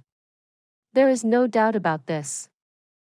Next door, Hai Wuya and He Ji Qiu looked at each other dumbstruck. Although this Bai Chi Feng was arrogant and egocentric, but he was not wrong in his analysis. The 2 of them were planning on this. After this, the words from next door could no longer be heard. Clearly, Bai Chi Feng obediently lowered his volume knowing that there was no point in his provocation. After all, the conversation involved many secrets relating to the misty illusory manner that mustn't be known by people from the 3 Holy Lands. With Chao Gua Feng's powerful barrier, Hai Wuya and He Ji Qiu, who were way inferior to this Saint Emperor in cultivation, could no longer hear the conversation. What will subsequently follow will be even easier to predict. Hai Wuya and He Ji Qiu may have agreed to Jun Moxie on the surface, but they'd definitely report to the Heaven Saint Palace at the same time. Bai Chi Feng chuckled. Boss Chow, as long as the 3 Holy Lands send more than these people present here, or perhaps if people from the Heaven Saint Palace come, this theory is completely valid. Even if it is not 100% true, it will be at least 80% accurate. The result, the experts from the Heaven Saint Palace came and kidnapped the lad. And the greatest possibility is that they sent 2 experts. One leaving with the boy, and the other luring us away with the 2nd son of the Chen family and killing him with 1 strike at the crucial timing to make the misty illusory manor give up hopes completely. Even if the seniors from the misty illusory manor come afterwards, they can easily push them away with a single sentence of, "The boy is already dead." Makes sense. He had originally thought that the head had been smashed, so no one will be able to recognize him. If Jun Moxie becomes the scapegoat of this, or even if they sacrifice Jun Moxie to appease this matter, it would be worthwhile. It is all worth if as long as they get that boy. But the head of Chen family had unexpectedly recognized the real identity of that corpse from a single birthmark. This matter definitely ruined their plans and instead gave themselves away, allowing us to conjecture the truth of the matter. Chao Guofeng said. Although he said, conjecture the truth, but his brows knitted even more tightly. If it really was the case, then this disciple was really out of his grasp now. It is not necessarily entirely impossible to snatch him back. Bai Chi Feng could tell Chao Guofeng's worries. He chuckled and said, How can our disciple be so easily snatched away by them? We may not necessarily do anything about this matter. What's the plan? Everyone asked collectively. The misty illusory manor has always been a single entity, unlike three holy lands who constantly dwell in the conflict of interests between each other. As long as we report this situation, then have the Lord of the Manor step in and mediate and request for this child to be returned to us. After that, we make another request to the Lord to accept this disciple under us. You are all aware. The Lord doesn't care about this. As long as the person is in the misty illusory manor, He wouldn't bother whose sect is he really under, as long as it belongs to the misty illusory manor. Even if the Lord wants this lad, then there is also no big deal in letting the child accept another master. It will still be better than letting that child go to waste or turn into our opponent. That is a way of going about it.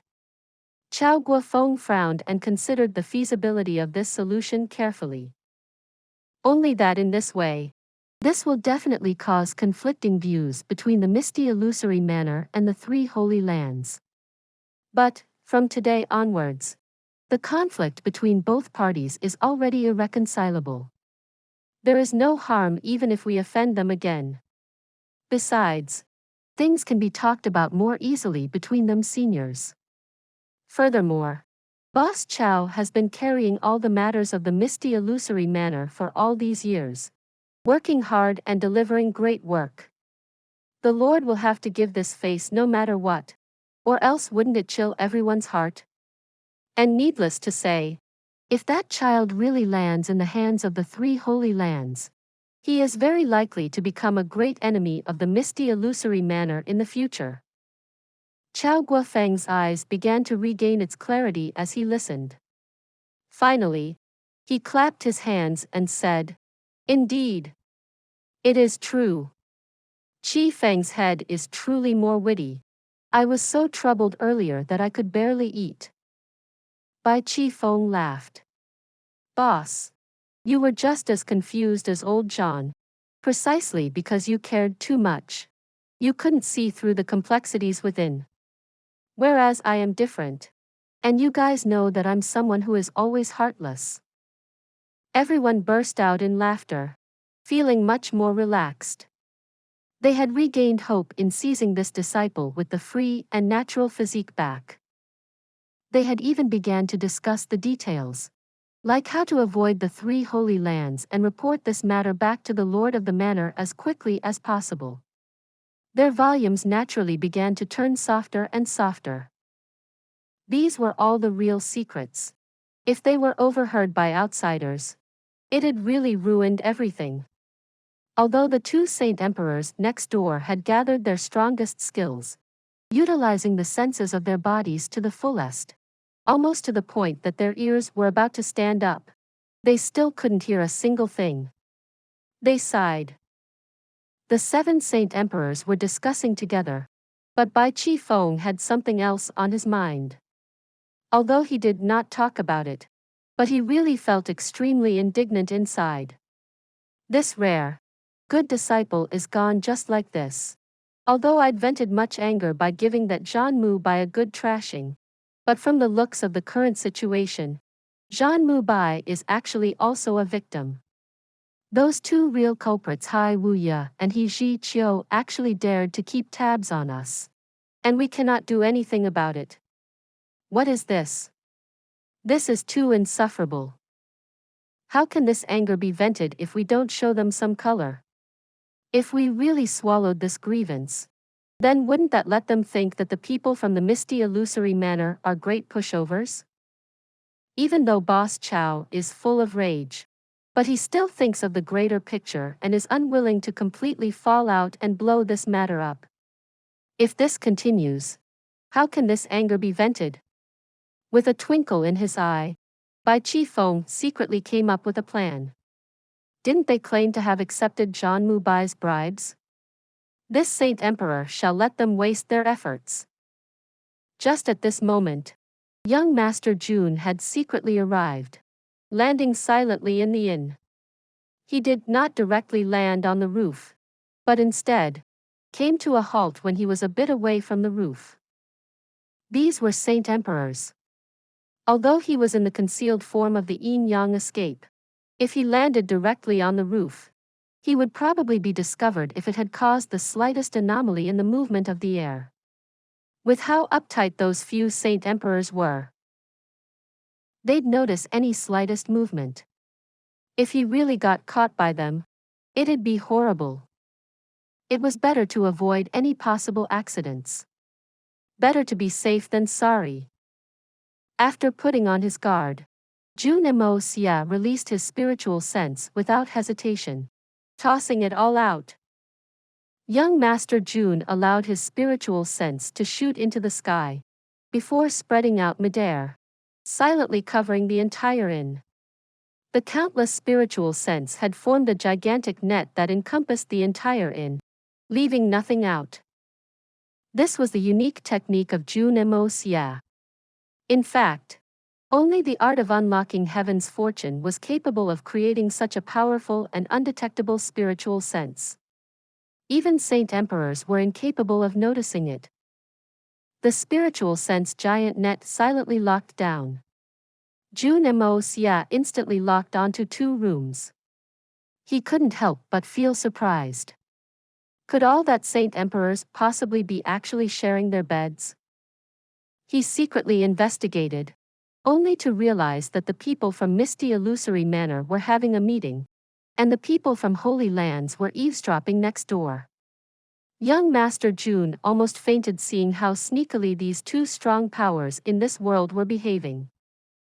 These families had seemingly cooperated for hundreds of years and were finally made to a complete state of distrust by a few tricks by Jun Moxie. This made Jun Moxie recall a famous saying, "There is no such thing as loyalty. One is only loyal because the bargaining chips for betrayal was not enough." When faced with absolute conflict of interests, even the deepest friendship of 100 years will crumble. Of course, a big portion of the reason was also attributed to the long-term superficial agreements, although their hearts would think otherwise. Although the matter today also had a great deal in this, but ultimately, the mutual restraining fear of the Holy Lands and misty illusory manor was the real reason that led to this split. Jun Moxie silently floated into one of the rooms. As long as he remained in the supernatural form of the yin-yang escape, as long as he didn't do anything too drastic, no one would be able to notice him. Not even Saint Emperors. The 7 Saint Emperors from the misty illusory manor were gathered in one of the rooms, having their meeting while Hai Wuya and He Ji Qiu from Holy Land were in the room next door, on the right, eavesdropping. In other words, on the left, where the rooms of the remaining members of misty illusory manor were residing in. Jun Moxie counted 6. On the right, only 1 room was empty. Aside from these 9 rooms, all the people residing in the other rooms were unrelated to the matter, quickly determined with a quick sweep of the spiritual sense. The room Jun Moxie had entered was the room of He Ji Qiu of the Supreme Golden City. He Ji Qiu was quite a person with the character of an elegant scholar. He often sighed, "Life is a dream. How many cool autumns have we experienced?" Melancholic and wistful. A poetic, depressed personality. Before he had gained his repute as a Saint Emperor, he was known as Spirit Xian of Autumn Colors, then a Venerable of Autumn Colors. But when he became a Saint Emperor, it became Saint Emperor who knows autumn. When the golden leaves fluttered in the wind, the world was full of autumn. Autumn wind sword. Autumn wind palm. Autumn wind leg. The art of autumn wind. The universe quaked under the autumn wind leg. Supernatural beings worried and autumn wind palms came out. The art of autumn wind destroyed the universe. Autumn arrived in the world with the whistle of the autumn wind sword. The entire world grieved with one move. Was He Ji Qiu's signature skill. He had comprehended the skill of the power of heaven and earth, 10,000ly sorrowful autumn. Jun Moxie had just entered the room and instantly knew whose room it was. Because as long as it was a room he Chio had resided in, there would automatically be a sense of dread and sorrow that will be left behind. As long as someone entered this room, they'd instantly be in low spirits and feel that life was meaningless. If this person changed a room every day, then all the inns in the world would need to close down. Which traveler in the world would be willing to stay in this room full of sorrow and grief? What sort of person was this? He was truly a bizarre person. Go big or go home. Jun Moxie casually swiped a relatively long and narrow luggage that he Chio had put at the headboard into the Hongjun pagoda. There had to be some value to the luggage of a Saint Emperor no matter what. Young Master Jun felt that he was only earning and not making any losses, although we don't care for these small things with our statuses. But no matter what, we'll decide after we have gotten a cheap advantage. If there is a ready-made advantage and I don't take it, aren't I an idiot already? But it had seemed to be too coincidental. In the instant Jun Moxie managed to succeed in his plans, there was a small creaking sound. Jun Moxie couldn't help but feel startled. Aren't these two discussing next door? Don't they need to discuss after eavesdropping? I thought I was careful enough. But could I really have still been discovered? So he concealed his aura and hid into the corner, remaining as still as a rock. The window opened silently. Jun Moxie was amused. This Saint Emperor who knows autumn is really unconventional. To come in from the window even when entering his own room. Truly a bizarre person. Just as he thought of this, he saw a figure flash across and another person appear noiselessly in the room. Jun Moxie almost cried from surprise. This person was silent and sneaky, behaving like a thief, with a tall and lanky build. It was Misty Illusory Manners Saint Emperor, Bai Chi Feng. Bai Chi Feng had a vengeful personality. Although he given Zhan Mu Bai a good beating by a stroke of luck today, and he had barely vented in anger. Then, he was kept on surveillance by two Saint Emperors. Although the two may not necessarily be there monitor them. But Bai Chi Feng interpreted it as they were. Especially when Saint Emperor Bai firmly believed that the awkward situation today was orchestrated by these two scoundrels. So this Saint Emperor Bai wanted to show them some color. Before the meeting was over, Bai Chi Feng found an excuse and sneaked out. Knowing that he Chio and Hai Wuya were eavesdropping next door, Bai Chi Feng would naturally go to the place with no one else present. His goal was the thing that young Master Jun had just swiped into the Hongjun pagoda, he Chio's luggage. The room was not that big. He had already looked through the room thoroughly with one glance. But he couldn't find what he was looking for. Saint Emperor Bai felt frustrated, mumbling to himself. Gadang it. Don't tell me he even needs to bring his luggage when going next door to eavesdrop. This he Chio is too careful. Or maybe he didn't bring his luggage over and left it in the Qin Manor. Saint Emperor Bai snorted and silently exited after mumbling a couple of sentences. Jun Moxie had just heaved a sigh of relief and was about to start moving. But a flash of figure appeared again. Bai Chi Feng had returned. His face full of glee, holding a huge plate of leftovers in his hand. There were chicken heads, fish bones, and vegetables. He pulled the covers and poured it all inside. Gleefully, he uttered, "I'll let you fucking experience the cool autumn." Please subscribe to this channel so that we are more enthusiastic in providing the best video for you. Chapter 870. Too exhilarating, too satisfying. Jun Moxie was flabbergasted. This is the conduct of a fucking Saint Emperor? This is more like a ruffian's behavior. Bai Chi Feng was not willing to give up just like that and began to search around. Jun Moxie silently cackled evilly. I was just wondering how I could stir up a conflict from nothing. But you came just at the right time. He silently shot a swirl of wind from his right hand, which hit the bronze mirror in the room with a crisp bang. Although he did not put a lot of strength in this, but the sound created was extremely clear. Bai Chi Feng was bending over and checking around under the bed, surprised by the sudden noise. He quickly got up and wanted to escape from the window without taking a glance. At this timing, a creepy voice came from behind him.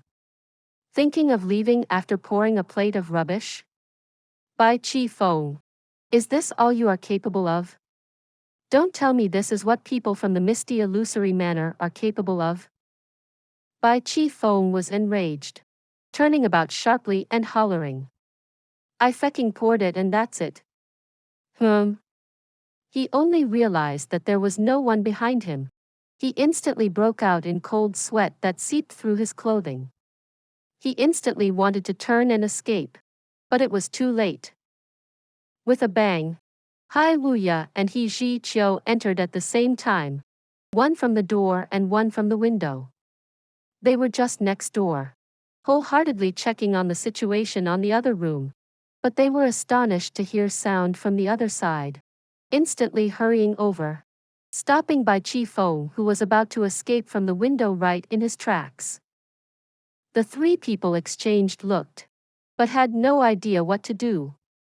They were all stunned. Bai Chi Feng was shocked and embarrassed, and Hai Wuya and He Ji Qiu were in complete disbelief. Saint Emperor, being a thief? An odd, sour odor instantly filled the room. He Ji Qiu's face was dark and expressionless. But he walked over slowly and pulled the covers of his bed. Instantly, all the water and leftover food was exposed. A complete chicken head rolled off the bed and landed beside Bai Chi Feng's feet, facing the sky. Next, He Ji Qiu's eyes darted and his face changed again. The luggage he had placed at his headboard had disappeared. Turning around, he looked at Bai Chi Feng and laughed coldly. Good. Good. Good. Good. What a good Saint Emperor Bai. Truly open and forthright. The misty illusory manor is truly full of talents. Not only do they bring leftovers in their visit in the middle of the night, to even have such a great interest in my luggage to keep it on my behalf. Ha ha ha. Bai Chi Feng. That's great of you. I should thank you. Bai Chi Feng's face turned red and was tongue-tied. His right hand was still holding onto the plate of the leftover food. He had forgotten to put it down. Right now, he had not figured out that there was obviously no one else in the room. But why did the bronze mirror on the wall suddenly ring out? And who was it that was speaking just now? He was feeling gloomy, so he thought of pulling a practical joke to vent this anger. But he did not have many ill intentions. But with the current situation, everything was a mess. The ruckus here was not small. Chao Guofeng and the rest instantly concluded their meeting and got over here. Seeing such a situation, they were all stunned. With Bai Chi Feng's unparalleled strength, he was actually caught red-handed when doing this kind of small mischief. What?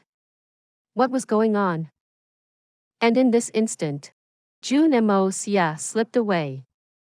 But of course, he had no intentions of instantly wrapping things up. He went over to Hai Wuya's room and swiped Hai Wuya's luggage into the Hongjun pagoda with a whoosh. Then he silently returned to watch the commotion excitedly. He wouldn't find it too much gaining free advantages like this a day. Now there was a huge show like this. It was wonderful. The performers were all Saint Emperors. If he didn't carefully enjoy the show, it'd be a waste. This culprit, the real thief, had really gone unnoticed. That Saint Emperor Bai had become the scapegoat for everything. Young Master Jun truly had improved greatly in making others his scapegoat. It was truly this case. The Saint Emperor Bai was already completely anxious. Saint Emperor Chao, can the misty illusory manner give me an explanation for this matter tonight? He Ji Chio said slowly, his face completely dark. Cough. Cough. Chi Feng. What is going on? What exactly are you doing? Chao Guofeng said in a dignified manner. What else? It is just as you see. Everything is right before your eyes. What else is needed to be said? These two from the Holy Lands weren't pleased with us. So was I supposed to just endure and accept it? Now that things have already come to this point, Bai Chi Feng stiffened up and said, either way, it is just like this. You guys saw it. I did it. So what? Hai Wuya and He Ji Chio's face darkened simultaneously. Bai Chi Feng. We are all old with age and not some shutty brat. What we do, we need to be responsible for it. As a Saint Emperor, a powerful existence in the world, to do such a ridiculous thing and not feel the least ashamed? To be this rude and unreasonable? He Ji Chio said. Ashamed? Rude and unreasonable? Huh. He Ji Chio. Let me ask you. The two of you worked together to spy on us. And even eavesdrop on our conversation. Were you ashamed? Bai Chi Feng scoffed and continued. When dealing with an honest man, I will naturally use honest and upright methods. But as to dealing with scums like the two of you, it doesn't need to be said. Does it? Hai Wuya snorted coldly. Bai Chi Feng. You better make things clear. Bai Chi Feng shrugged his shoulders and said, so what if I make things clear? So what if I don't? I must make things clear just because you want me to. Who do you think you are?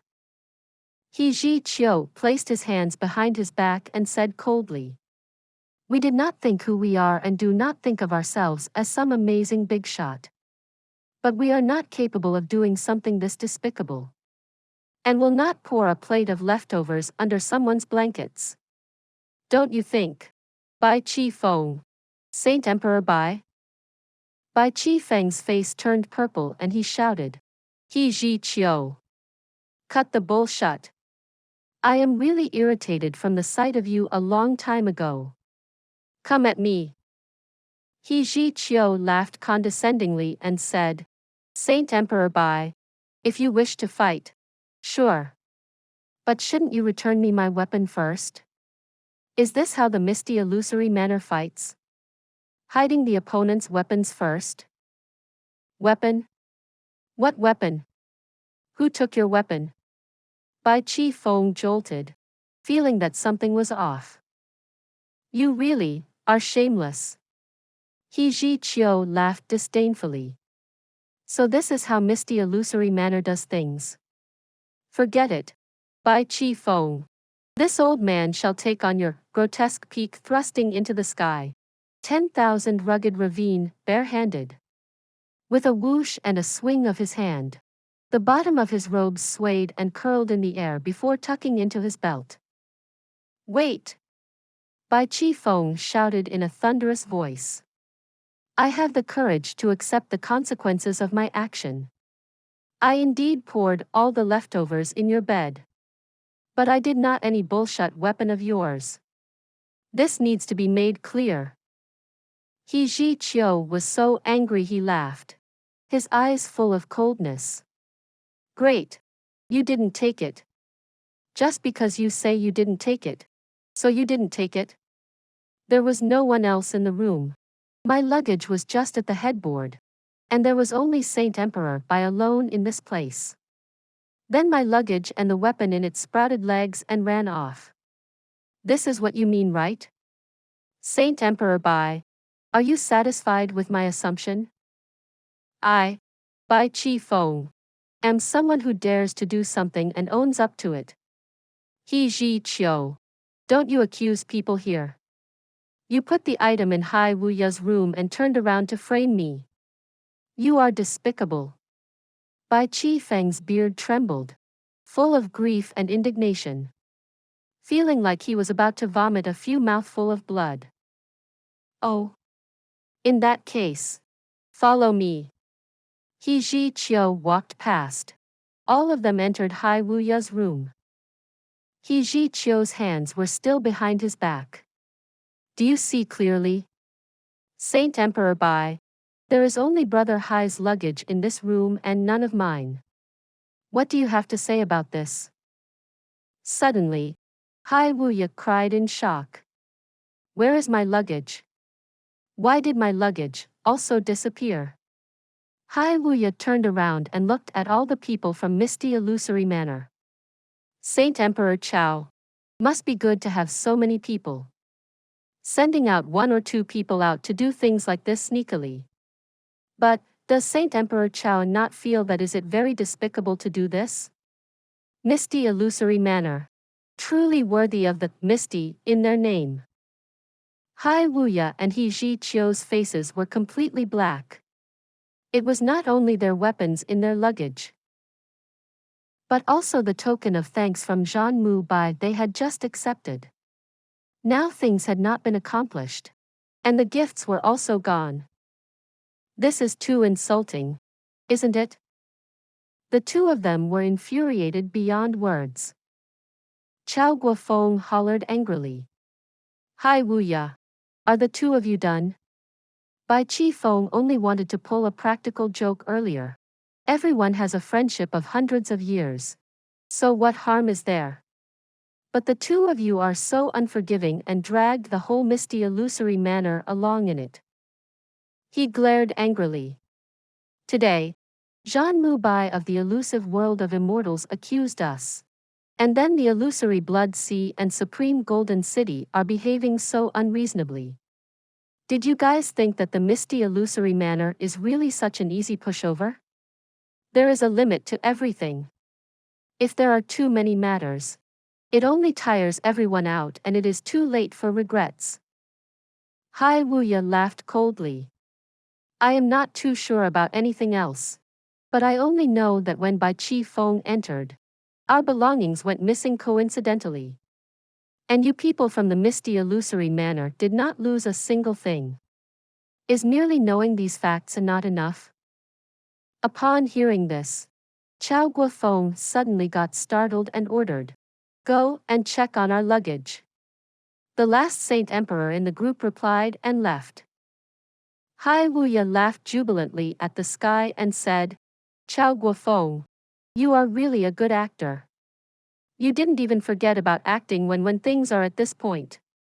Could it be that your luggage will also vanish? The place that 9 Saint Emperors reside in were broken into, and all their belongings were stolen. What bizarre news!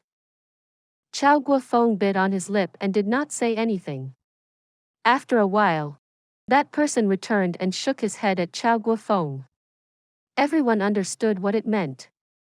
The Misty Illusory Manor did not lose any of their belongings. Chao Guofeng's face darkened. In his heart, the 2 luggages must have been taken by Bai Chi Feng. But Bai Chi Feng was his own brother. And now when things were in such great tension with the 3 Holy Lands, how could he punish his own brother in front of the enemy? But not only Chao Guofeng understood it. Even He Ji Qiu and Hai Wuya too. These 2 Saint Emperors were so angry their hair was standing. You guys were obviously the ones who took it. But now you still pretend to check. Then after checking, you dared to say, you didn't lose anything. Aren't you just making a fool out of us? Brother Hai, Brother He, I'm afraid there must be some misunderstanding in this matter. No matter how willfully Chi Feng acts, he will not pocket your weapons. Or, can you two think again? Maybe you were afraid that it was not safe and left your luggage back in the Qin Manor? Chao Guofeng felt something was amiss the more he thought about it. Since they had arrived here, the things that had been happening were a little too much. one following after the other. And every single one of them were incomprehensible, truly beyond their expectations. All in all these saint emperors gathered here have been affected greatly. As if there was an invisible hand controlling all of this. He Ji Qiu and Hai Wuya exchanged glances and laughed coldly. The two of them did not bother with Chao Guofeng's words. There was only anger and the desire to battle in their eyes. Safe? What safer place can there be in this world aside from by our side? Must we put our weapons far away from us? The misty illusory manner had already done things to this state. And you still want to talk to us about some misunderstanding? Chao Guofeng, I thought that you were upright and have clear judgment. But right now, the things you are speaking of is worse than a fart. A fart at least can get some response. Hai Wuya shook his head. There is no point in talking. Only a battle. If we fight in a bustling city like this, we may implicate the innocent. Saint Emperor Chao, please. A sorrowful and melancholic look like the cool autumn appeared on He Ji Qiu's face before he flew out. A fight it is. Could I possibly be afraid of you guys? Bai Chi Feng hollered and followed suit. As quick as lightning. This night, this Saint Emperor Bai's indignance and heavy shame was about to make him explode. If he couldn't vent it out soon, he may really sustain an internal injury from suppressing it. Too embarrassing. A saint emperor of his generation, lowering his status to do something shameful like thieving, and being caught red-handed. Bai Chi Feng felt infuriated thinking about it. This clearly was a trap. And a trap that was set specifically targeting at my temper. Throwing all the responsibility of all these shut onto my head. Forcing me to go on the path of grievances. Am I really so easy to bully? Seeing that these two people had left angrily, Hai Wuya scoffed coldly and followed. Chao Guofeng let out a long sigh and signaled for all the rest of them to follow. In the emptiness of the sky, young Master Jun was holding his mouth, laughing so hard that his body was convulsing, almost losing his breath. Too exhilarating. Too satisfying. This story will be continued to chapter 871. For those of you who are not subscribed yet, please subscribe. The interesting and best stories will be updated. See you again in the next episode.